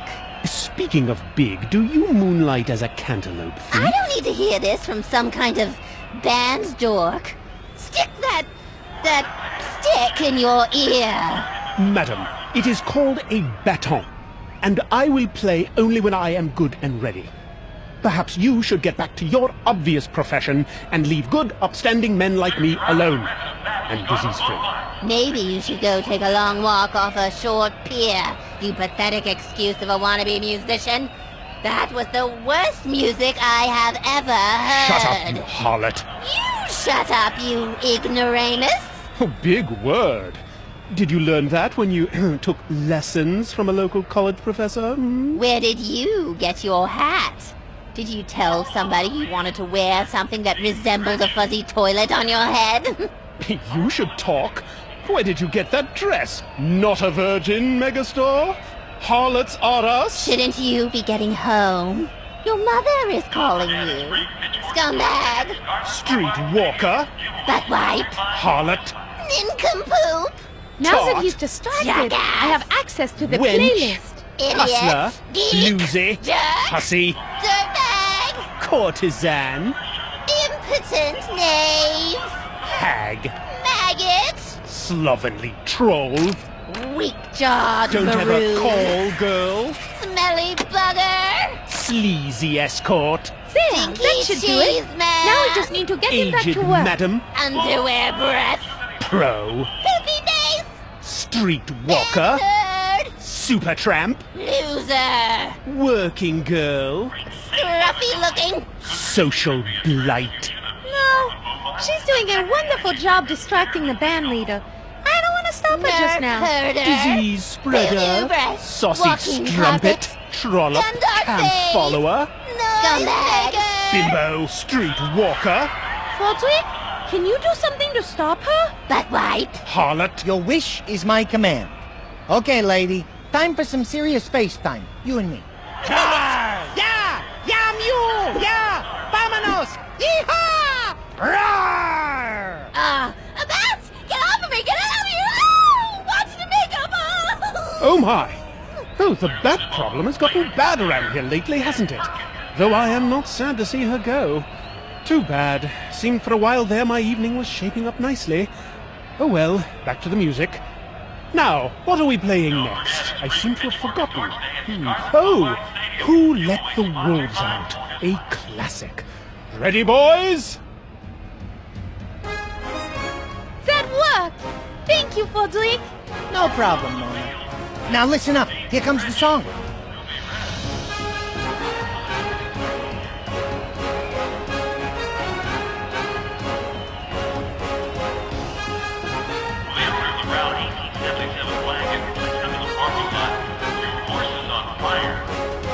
Yes, I think I've got it now. We're driving the rest of Vampyre Story on both lines.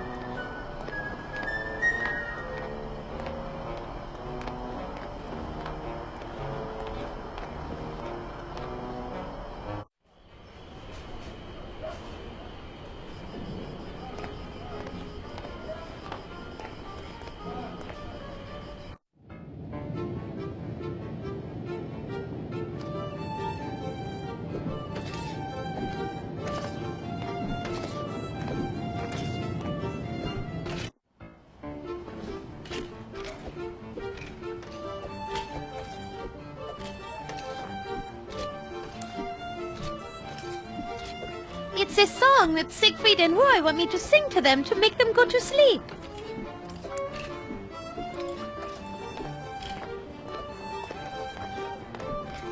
Hello again, boys. Did you learn how to sing the song? Indeed I did. Would you care to hear it? Yes, yes, yes! Very well. Here goes.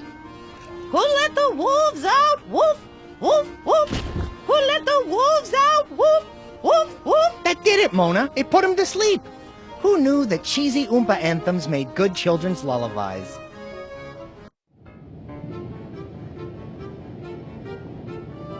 Madame Stoker, I am pleased to report that your children are now sleeping. Oh, thank you very much. You'll have to tell me what song you sang them. The boys can't eat if they're asleep. I can finally put out one of the stoves. Could you perhaps help us now? I'm sorry, but I'm still serving my husband his dinner. Mona, if we don't find a way to stop Mr. Gluttony over there from eating, she's never gonna have time to get us the cloth.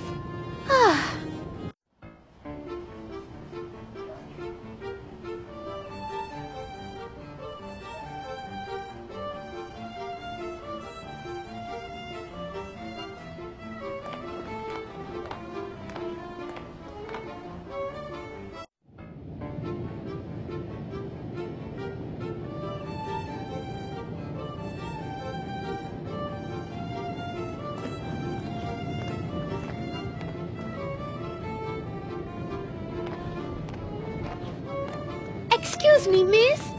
Can we speak with you for a moment? A moment is about all I have.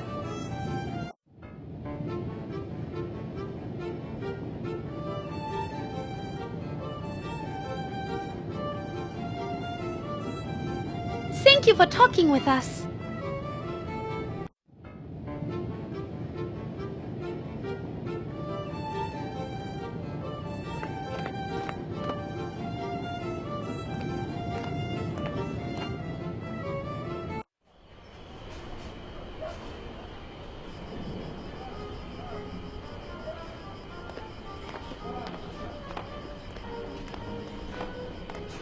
It's the chimney to the dress shop. I can see smoke pouring out of the top of 2 smokestacks up there. Those chimneys look pretty small. Santa Claus is gonna need to go on a diet before he'll be able to squeeze down those. Let's take a look up there, Fodrick. Maybe there's a way in. I'm game.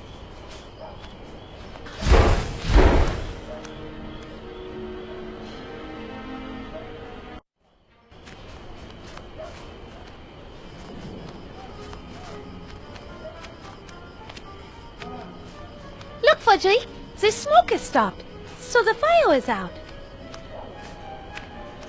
It's a slightly taller chimney than the other one.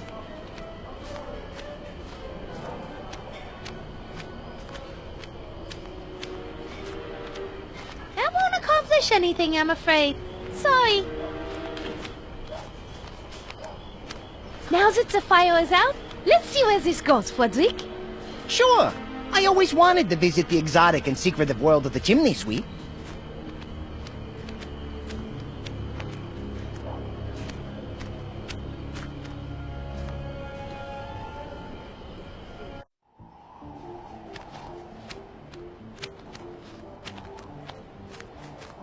It looks like graffiti. What does that say? Santa was here. I wonder what that means. Oh, didn't you hear? The Vlad's Landing Chimney Sweep Guild wanted to start charging Santa a toll for all the scuff marks he left in the chimneys. It was this big thing where they went back and forth at City Hall and in editorials in Weasel News. Never happened. But after that, Santa was here, tags started showing up in all the chimneys, sort of in your face to the chimney sweeps. Wow, vindictive little elf, isn't he? It looks like the skeleton of a bat. Uncle Rudy! You know him? Yeah. The last time I saw him, we were out flying together, and he was complaining about being cold. He said he had a great idea on how to get warm, but he didn't elaborate. So, your uncle flew into a chimney and waited until somebody started the fire? Hey, nobody ever accused Uncle Rudy of being the sharpest tool in the shed. It's a flue for the kitchen fireplace. It's closed tight. Let's see what this does.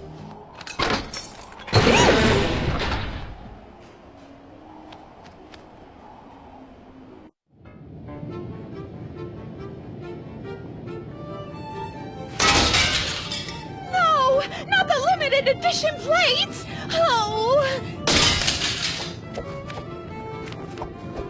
Oh! Bats drive me crazy!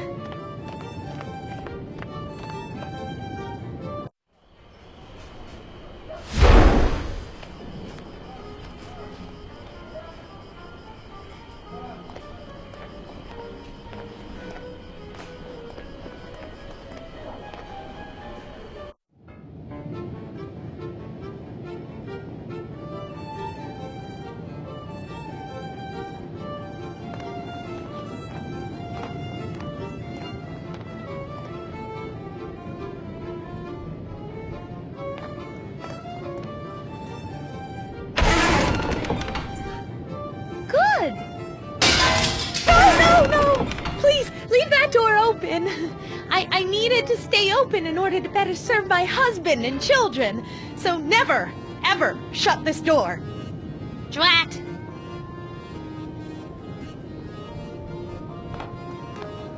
I don't need to move it right now, but it's good to know it's there just in case.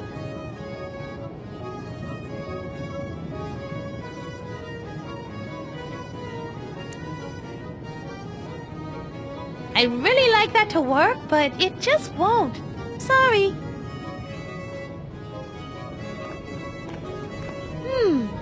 With Mina busy cleaning up there, now would be a good time to make sure she stays in there.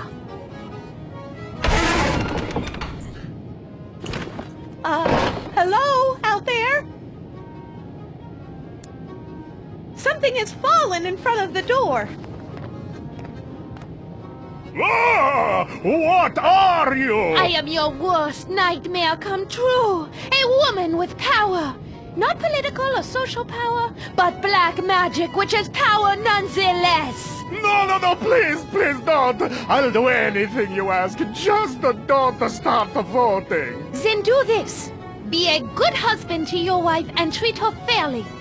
If I find out that you have said so much as a single insult, I'm going to come back here and finish you off. And go get a job, for goodness sake. Help your wife and kids out. But my mental anguish. What kind of a job could I do? Get a job in a field you know well and love, and I'm sure your mental anguish will be gone in no time. But I'd worry about the current anguish you're about to go through. Clam bake. Oh, my! Excuse me.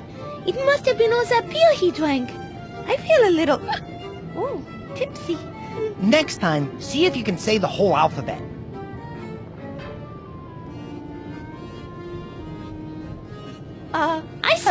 Mina has suffered enough. I agree. Let her out so she can bask in the glory of our Something has handiwork. fallen in All front her of the distractions door. are asleep. Or passed out due to lack of blood.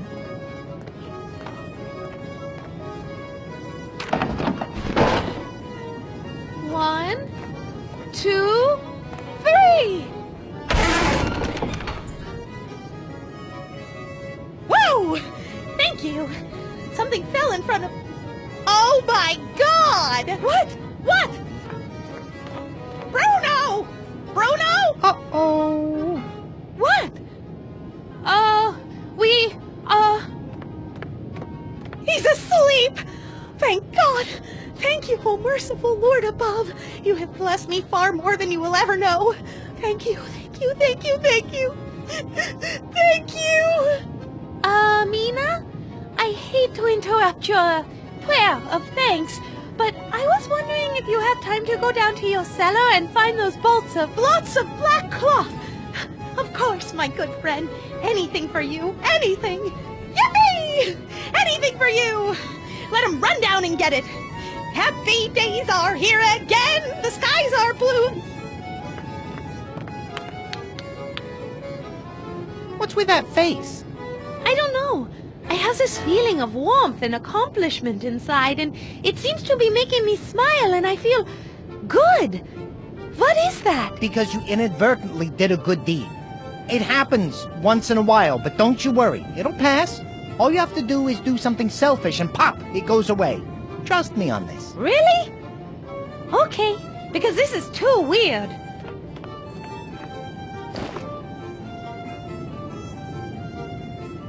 It took me a while. I had to pull down the enormous fort the kids made with my cloth bolts, but I found it.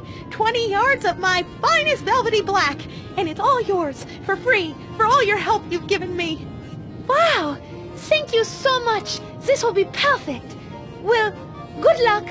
We're off. Toodaloo. Ah!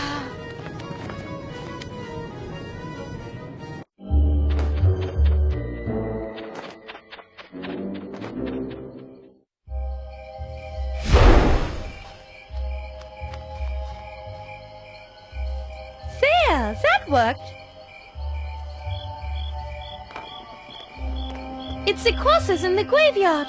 I can't approach them. They hurt me.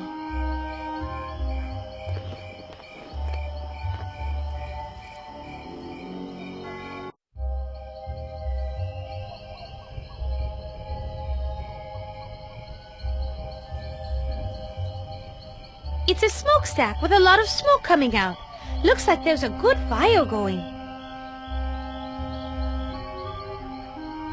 It's a water basin. It collects water that drains from the roof. It's currently empty.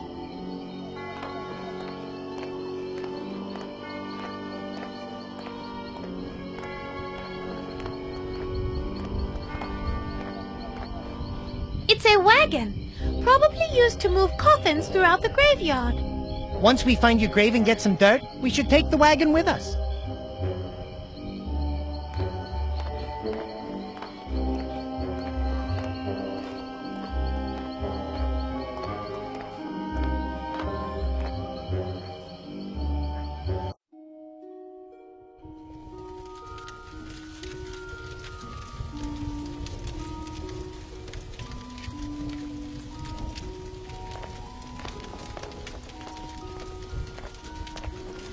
It's a pennant for the Vlad's Landing All Blacks. Go All Blacks.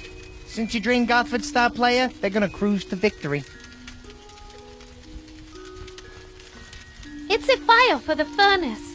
The fire has enough fuel to burn for hours.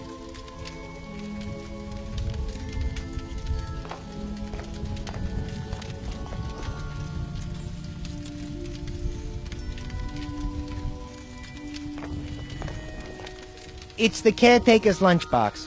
Looks like he's a vegetarian.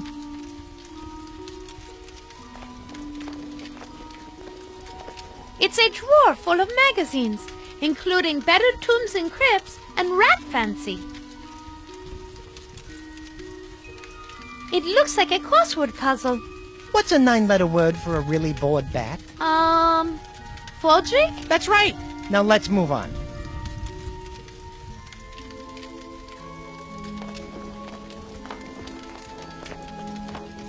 It's wood for the furnace.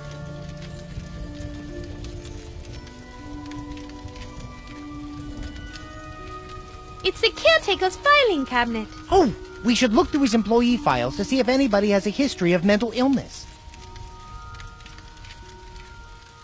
It looks like a map of the graveyard.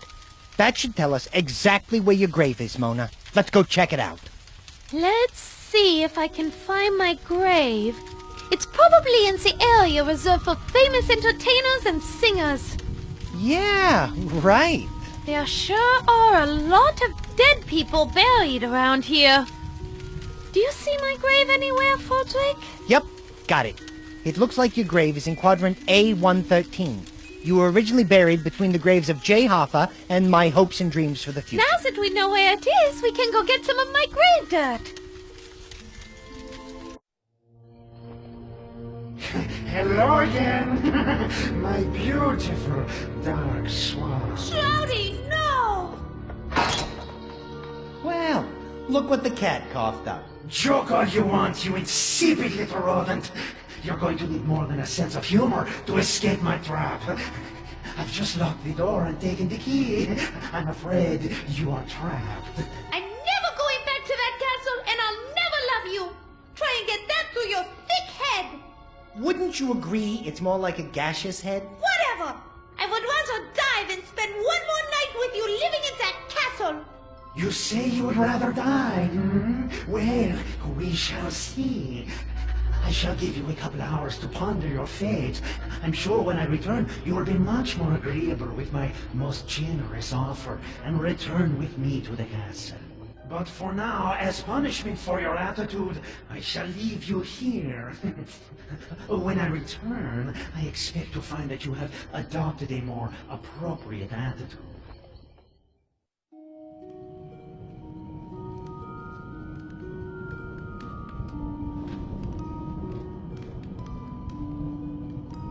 I wish I could, but Shroudy locked it and took the key with him.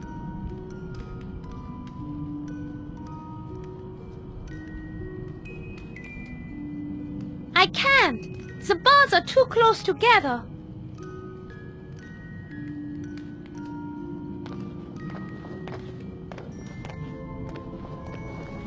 It's an iron stovepipe bolted to the wall and stove. I can see it fine right here. It's a fire for the furnace. The fire has enough fuel to burn for hours. It's a bellows used to blow air on the fire. I may have been stupid enough to let Shroudy transform me into a vampire, but I am smart enough to know that I shouldn't be sticking my hand into a fire. I might need that, but I can't carry it around with me. I'll keep it in mind.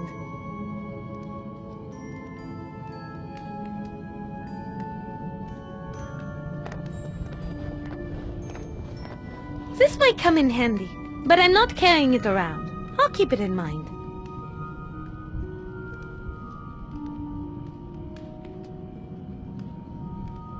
I don't need it right now, but I might later. I remember where it is in case I need to use it.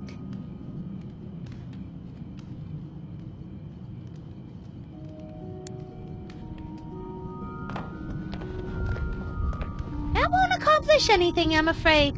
Sorry.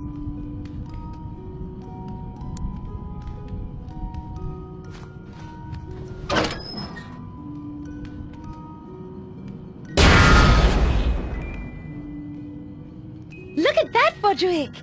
The fire is roaring now!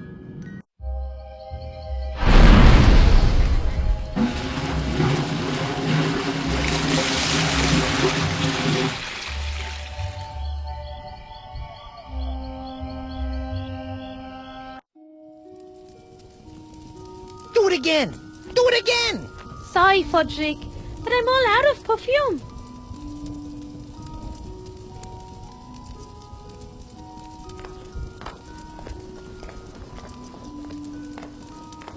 Once I tip this over, the ice will at least be at the foot of the door. Timber! Yippee! That worked!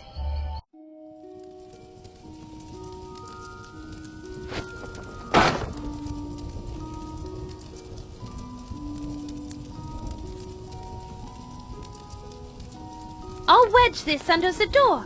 It should give us a few inches of open space.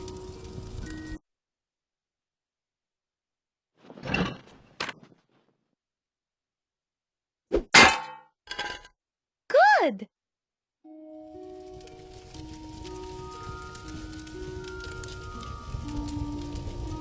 I bet I could get the tip of this shovel red hot in this fire. I don't need to do it now, but I'll remember this idea for later.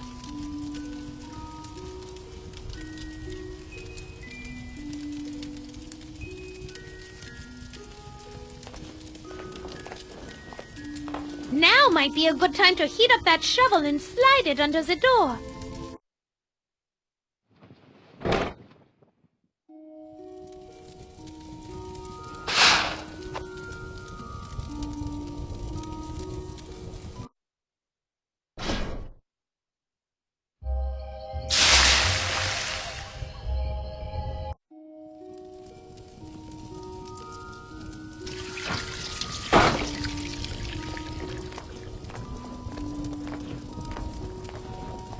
Wow, Mona, that worked pretty good. The hot shovel melted the ice and formed a cool little puddle. You aren't so ditzy after all. And you are as rude as ever.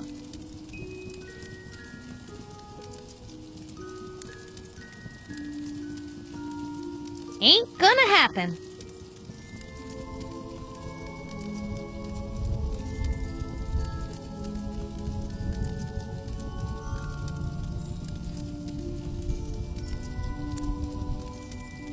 I can't use the bellows with that.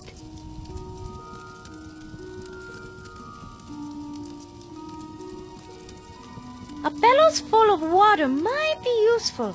I'll keep that in mind.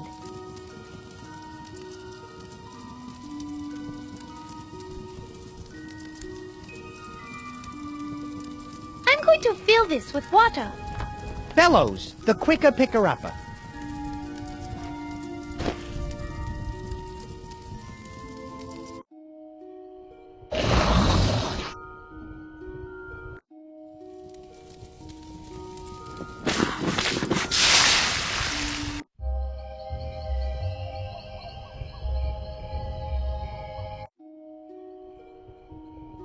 Looks like we have a way out now. Let's get out of here before Shroudy comes back.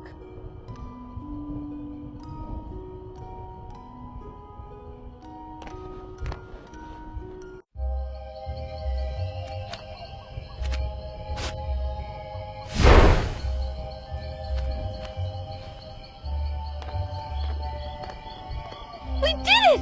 Fudrick! We escaped Shroudy's trap! And we positively identified the location of your grave. Let's go get us some dirt. We don't have a horse with us. But since it's such a short distance, I should be able to pull the cart. That superhuman undead strength of yours is coming in pretty handy. See, Mona, being a vampire isn't all bad. It's bad enough, trust me. And since I am a vampire, we'd better go get some of my grave dirt. If I don't have it to line my coffin, I may not survive the night. Would it help motivate you if I yelled mush when you start pulling the cart? Would you still be able to fly if I pulled your wings off? I think the answer to both of those questions is no.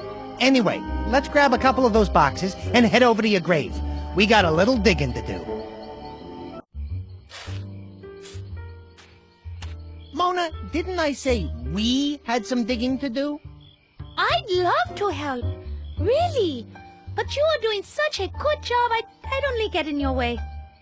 I'm not sure how much dirt we need, but I already have one full box loaded in the wagon. That should be... No, you'll never escape me. What was that? I got a bad feeling about this. Shroudy! I have your precious black cloth, and I know for a fact that there is none left in all of Lad's Landing. Without being able to cover the gravestone, you'll never be able to pull the wagon out of here. I hate to admit it, Mona, but he's right. Hey, apparition boy, I thought you loved her. If she can't get her grave dirt back to her coffin by the time the sun rises, she'll die. If I can't have her, then nobody shall. I would rather be dead forever than spend one additional second of my life anywhere near you. So long, my love. I will see you in the afterlife. Mona, we got a little bit of a predicament here. I'm not strong enough to pull the wagon, and you can't do it if the gravestones are exposed.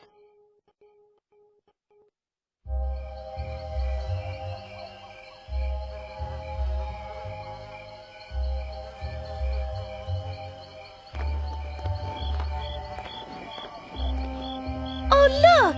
An angel has landed in this accursed place and was turned to stone. I think that's actually stone carved to look like an angel. There you go again, taking the romance out of everything.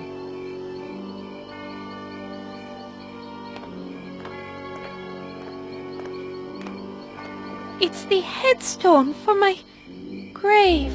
Looks like Loverboy went all out. Apparently, he had your headstone carved out of fine Italian marble, and it looks like the etching is inlaid with some sort of precious metal. Mona, you have the finest headstone in the cemetery. That's great, but I'd rather still be alive and singing at the Pelly Opera.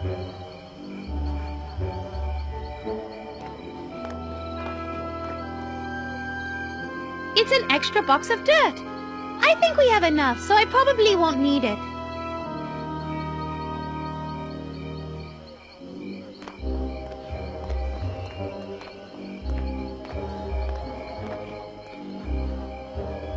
Apparently it's my grave. Though I'm not actually in it, which makes me feel very weird.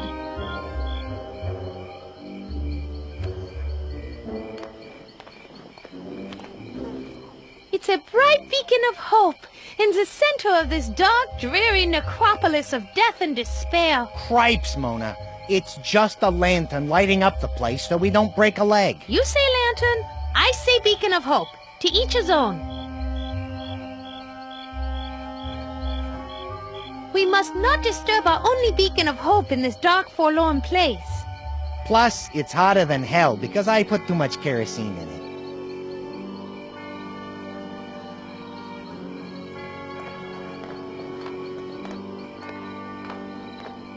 He looks grim. You would be too if you were never invited to dinner.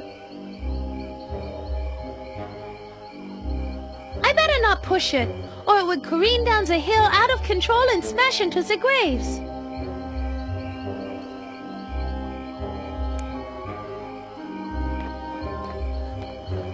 Frederick, do you think you could steer the wagon? You know me. I'm always up for trying something new.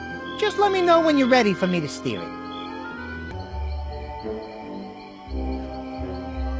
I have it, Frederick. You said you could steer it, right? Yep, I think I can handle this old jalopy. Great. You steer and I'll push. Since we are high up on this hill, you should be able to gain enough speed to drive the wagon out of the graveyard, down the road, and right up to Madame Stragoy's camp.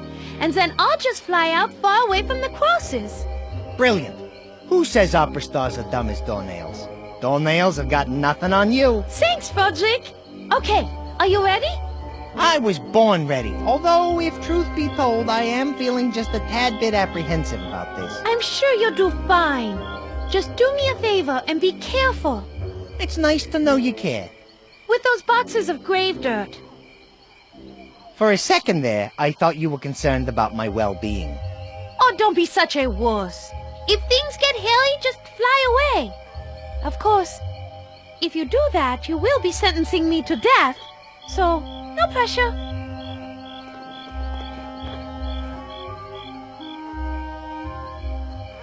Ready? Go for it.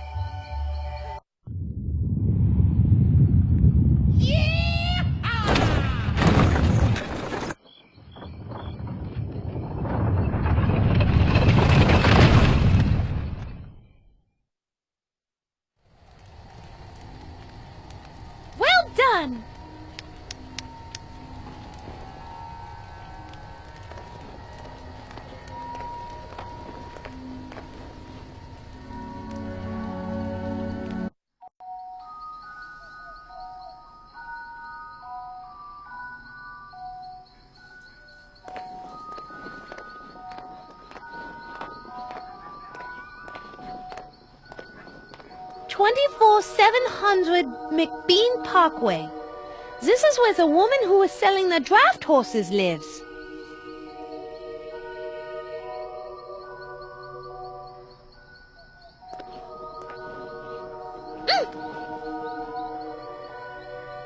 Ugh, it's garlic. Oh, it smells so bad I can't get close to it.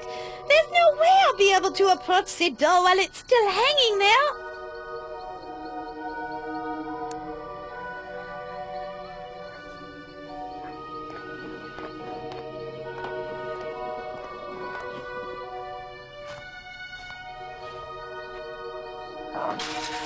Hey, Bruce!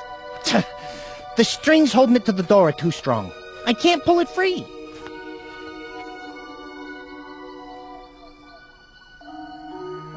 It's the discarded old boomerang I saw in the garbage back in the dark alleyway.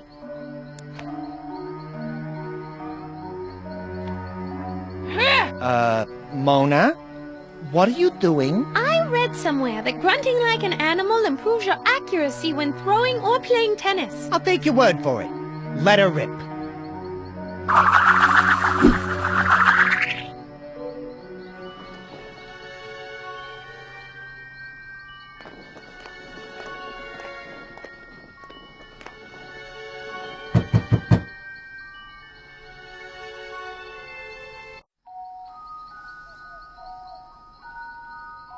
Who is it? My name is Mona de Lafitte, and I'm inquiring about the horse that you are selling. I'd love to help you out, but I can't right now. Is there anything I can help you with? Actually, maybe you can. You see, the door's locked, and my son threw the frickin' key out the window. Now no one can get in or out. If you help me get the door open, I'll give you the horse. Why do you talk so strangely? What are you talking about? Your accent. It's unlike anything I've ever heard. Oh, that? My husband and I just moved down here from New Jersey. I'd like to hear more about New Jersey. Sure. Like what? What's it like there? It's actually pretty nice. Especially once you get used to the pollution, overpopulation, traffic. It sounds delightful. Are there any operas there? Oh, yes. Really? That's what I miss the most. Not a day goes by here when I don't wish I could watch my soap operas. Soap operas? I guess we're not talking about the same kind of operas. Do you miss your homeland? I sure do. Living out here in the sticks don't hold a candle to life in the big city. What caused your son to act so rudely? Oh, I threatened to have that weird Baron Shroudy come over to babysit him if he didn't eat his turnips. I guess he really didn't want that to happen. Do you know where the key is now? Well, he threw it out the window, so it couldn't have gone far. Where did you say the key went? I don't know exactly. Somewhere out there. Beneath the pale moonlight? Sure. Whatever. I'd like some information on the horse. What do you want to know? What's the horse's name? The man we bought him from in Italy said his name is Il Cavallo Senza Valore, but we call him Buttercup.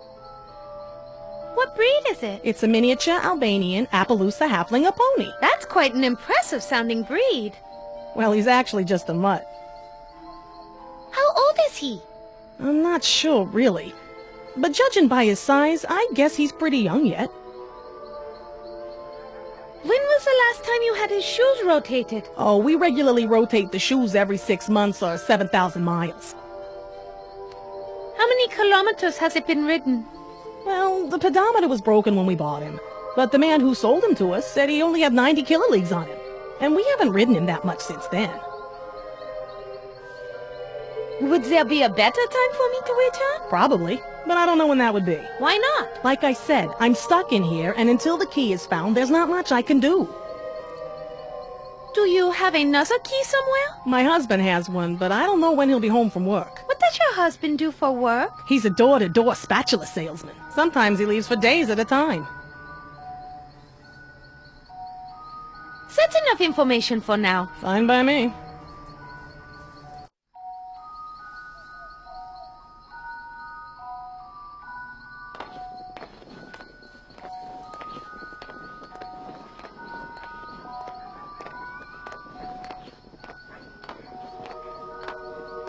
It appears to be a well.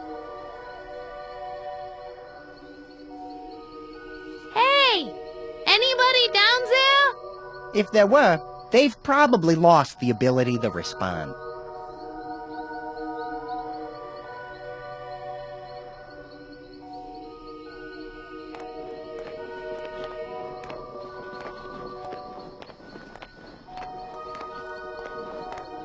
I'm feeling adventurous. I'm going to fly down into the well and look around. You go do that, and I'll stand lookout for well inspectors. Scared? No, just concerned that exploring a strange place might make me anxious, overly alert, and panicky. But scared? Never.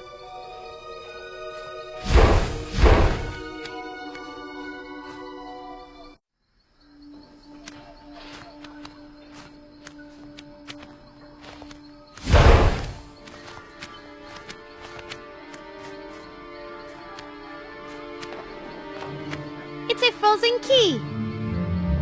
I bet it's the same one that Mrs. Martinelli was looking for. Let's grab it and take it back to her. There's a slight problem. It's frozen under the ice. There's no way for us to get it out of there. Unless, of course, you have heat vision. Oh, do I? Is that one of my special vampire powers? That depends. You aren't from Krypton by any chance, are you? No, I'm from Paris. Heat vision is out, but you do have the power to be incredibly rude to tourists.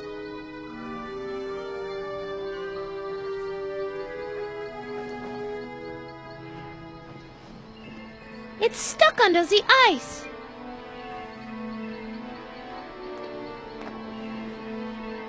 Aw, poor fellow. He fell into the well and couldn't get out. It's sad, Roderick, because he died cold and all alone. And buck naked. Kilroy was here. What does that mean? Don't know, but whoever wrote it really didn't like Roy.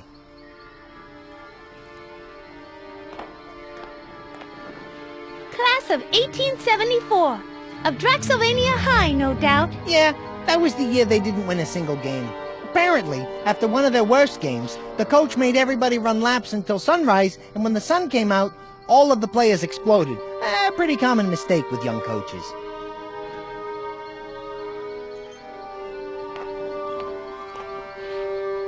Somebody wrote help on the wall. I'll give you one guess who. The skeleton? Good job! Now, as a reward, here's a treat. I suggest you eat that quickly before it becomes a suppository. A bat suppository. It's an old frozen bucket. Any holes in it, dear Liza? No, I don't see any. And don't call me Liza. A bucket might be useful. I'll keep it in mind.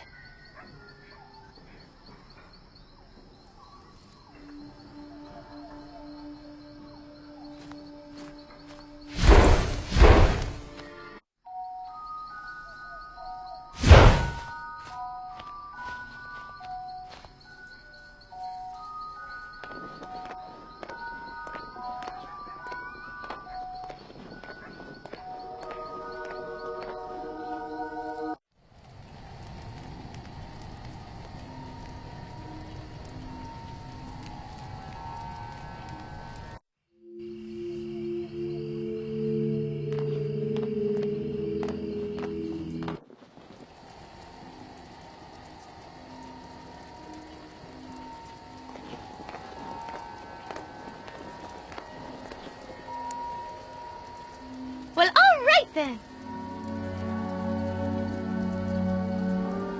It's the well bucket filled with the mystery stew.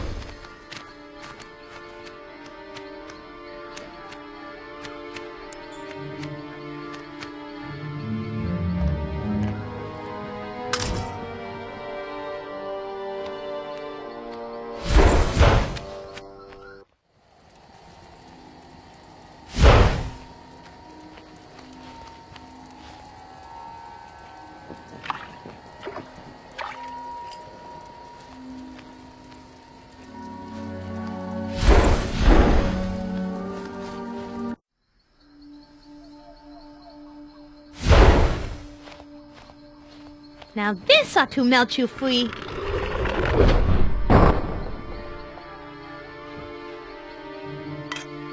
I think it must have... Frozen? You think? It was a good plan. Oh, man!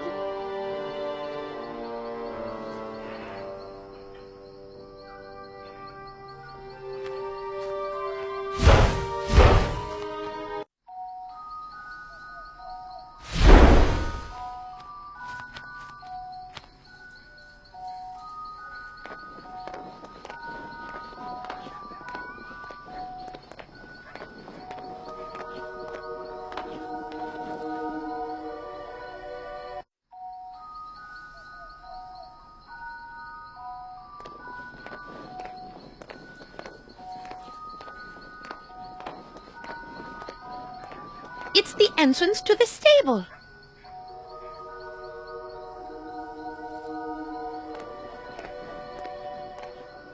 It's a barrel full of... Monkeys? Water! It's a barrel full of water. Monkey water? It'll be full of annoying bat water in a minute.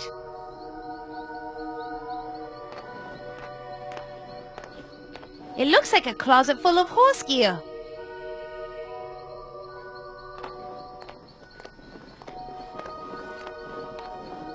It's a hayloft. Yuck! It's an entire room filled with scarecrow innards.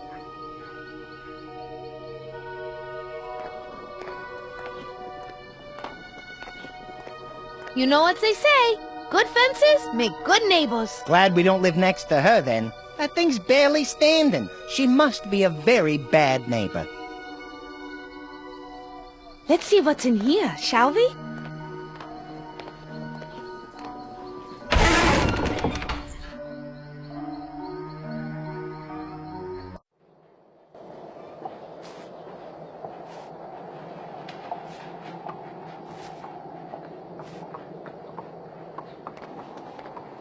Track bits. What is that? Oh, Drac Bits? That was one of my favorite breakfast cereals, along with Captain Creeps and Frosted Corn Steaks. They're great!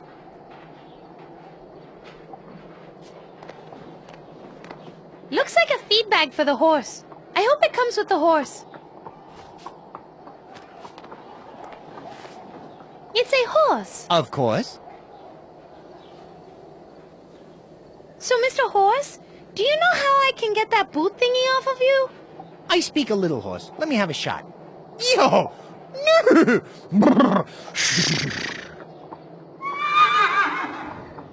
Well, what did he say? He said to tell you, if he knew how to get this damn thing off, he would have done it already. Duh.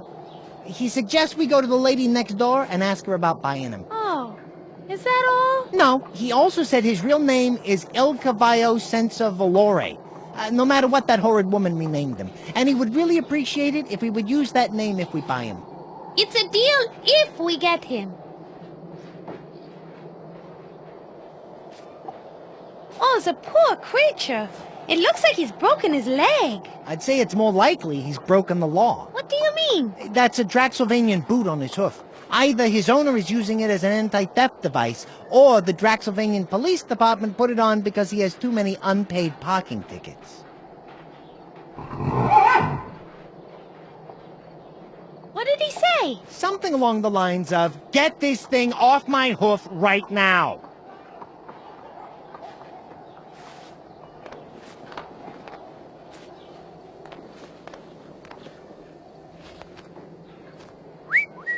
Well, would you look at that?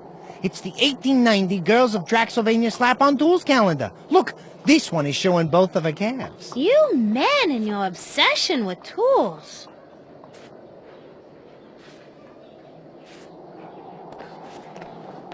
NCC 1701? That doesn't make any sense. It would if you were socially awkward, lived in your mother's basement, and wore fake pointy ears. I don't appreciate that name. I think this world needs to offer more support to those individuals such as myself who are plasma challenged. Plasma challenged? Hemoglobin deficient? Keep trying. I'm sure you'll come up with something. How vulgar. This was probably made by some little goth kid who got kicked out of his local angst club for wearing too much eye makeup. says Ope Oz Teeve. I think it says O positive. Why would it say that? In case of a carriage accident?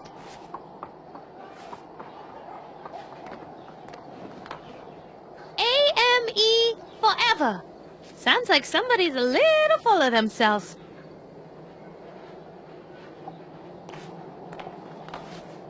It's a horseshoe. I bet that's somebody's lucky charm. Lucky charm, huh? I prefer green clovers, pink hearts, or blue diamonds. Weird. That's a number for our rehearsal room at the Pelly Institute of the Operatic Arts. The plate is French, too. On the bottom it says Par Arts, quality since 1870.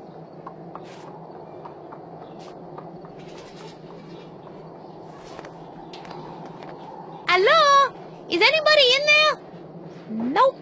No one in there. It must be safe to open. Apparently you have never heard of the Stable Shed Slasher Massacre of 1865. No. But I'm sure I'm going to hear about it in a second. Well, not if you're gonna have that attitude. Forget it. Go ahead and open it up yourself. I dare you. I want to take a peek in here. Just as I thought. A storage shed. It looks like a very thick wool saddle blanket, colorfully embroidered with beautiful spatulas. I bet that really keeps the horses warm. That saddle blanket could be useful, but I don't want to carry it around, so I'll keep it in mind.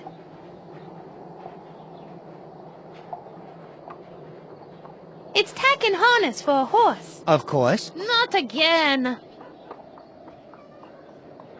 It's a broken old saddle. It's all dusty and cracked as if it's been through the desert. I bet on a horse with no name. Well, maybe this saddle blanket can keep the stew warm this time.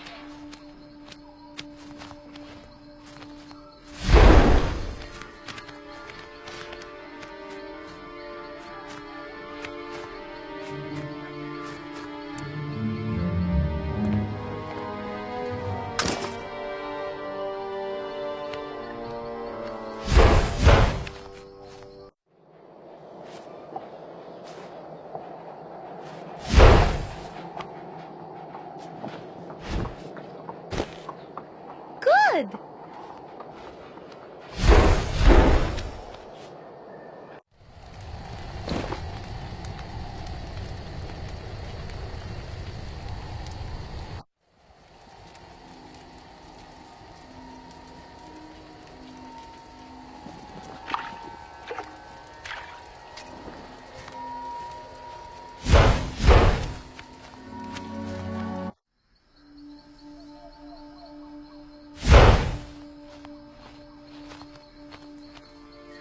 Now this ought to melt you free.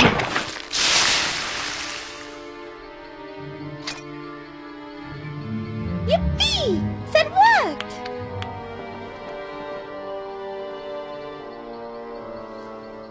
No way! I simply refuse to get my fingers messy. Help me out, Fodrick!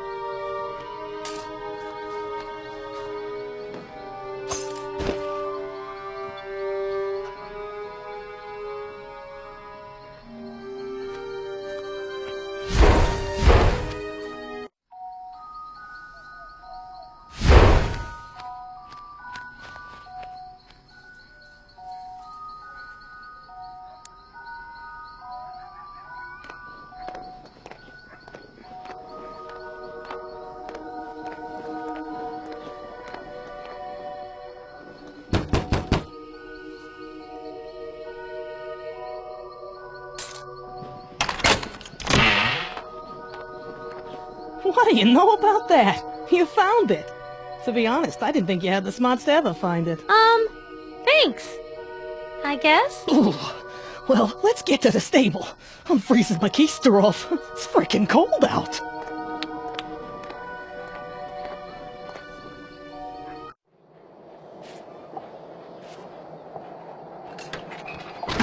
There you go, Buttercup.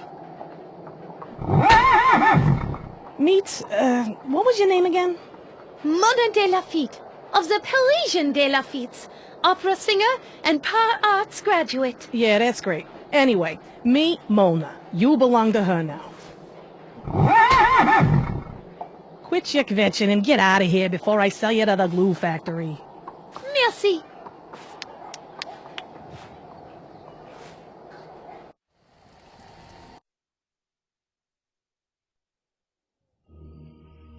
Come on, find it already. What is the frickin' holdup? What did the Cabal do? Send the stupidest vampire hunters in the history of all mankind? Find it already!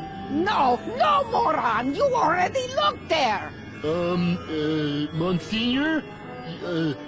We already looked there. Twice. Oh, pipe down, you walking stillbirth. I know what I'm doing. I'm just being thorough. Standard Cabal procedure.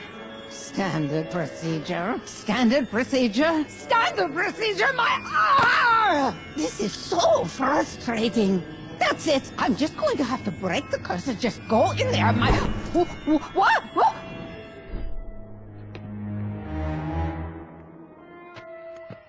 What manner of being dares to challenge Madame Strigoi?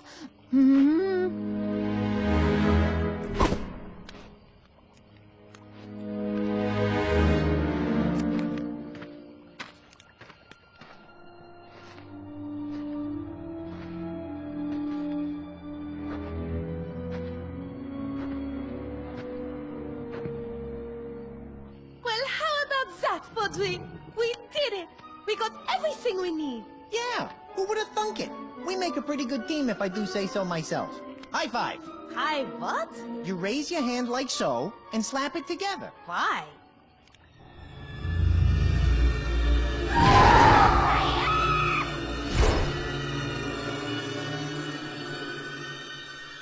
Madame Strigoi! We heard a scream! Huh? Oh, there you are. No, I'm fine. I just like to scream randomly once in a while. Lets me know I'm still alive. Okay. I don't know. Oh, pish posh. Anyway, we did it! We have all the things we need for this ship. I wanted to thank you for all your help and... No need. But I want to. No, I mean, no need for all that now. Dr. Rigor Mortis, a brilliant doctor, an old friend, sent me a message saying he can cure you of your vampirism. But he must do it tonight, when all the stars are aligned. Stars all aligned? What does that have to do with anything? Really? Where? How is it? Now. Go now before it is too late. He said come to his lab in the windmill just past the dam. Follow this road down to the gorge by the end of the lake. Trust me, you can't miss it. Well, okay. If he's your friend. Yes, longtime friends, old poker buddies. Now go! No more talk! Quickly! Bye-bye. Au revoir. Goodbye. Au revoir.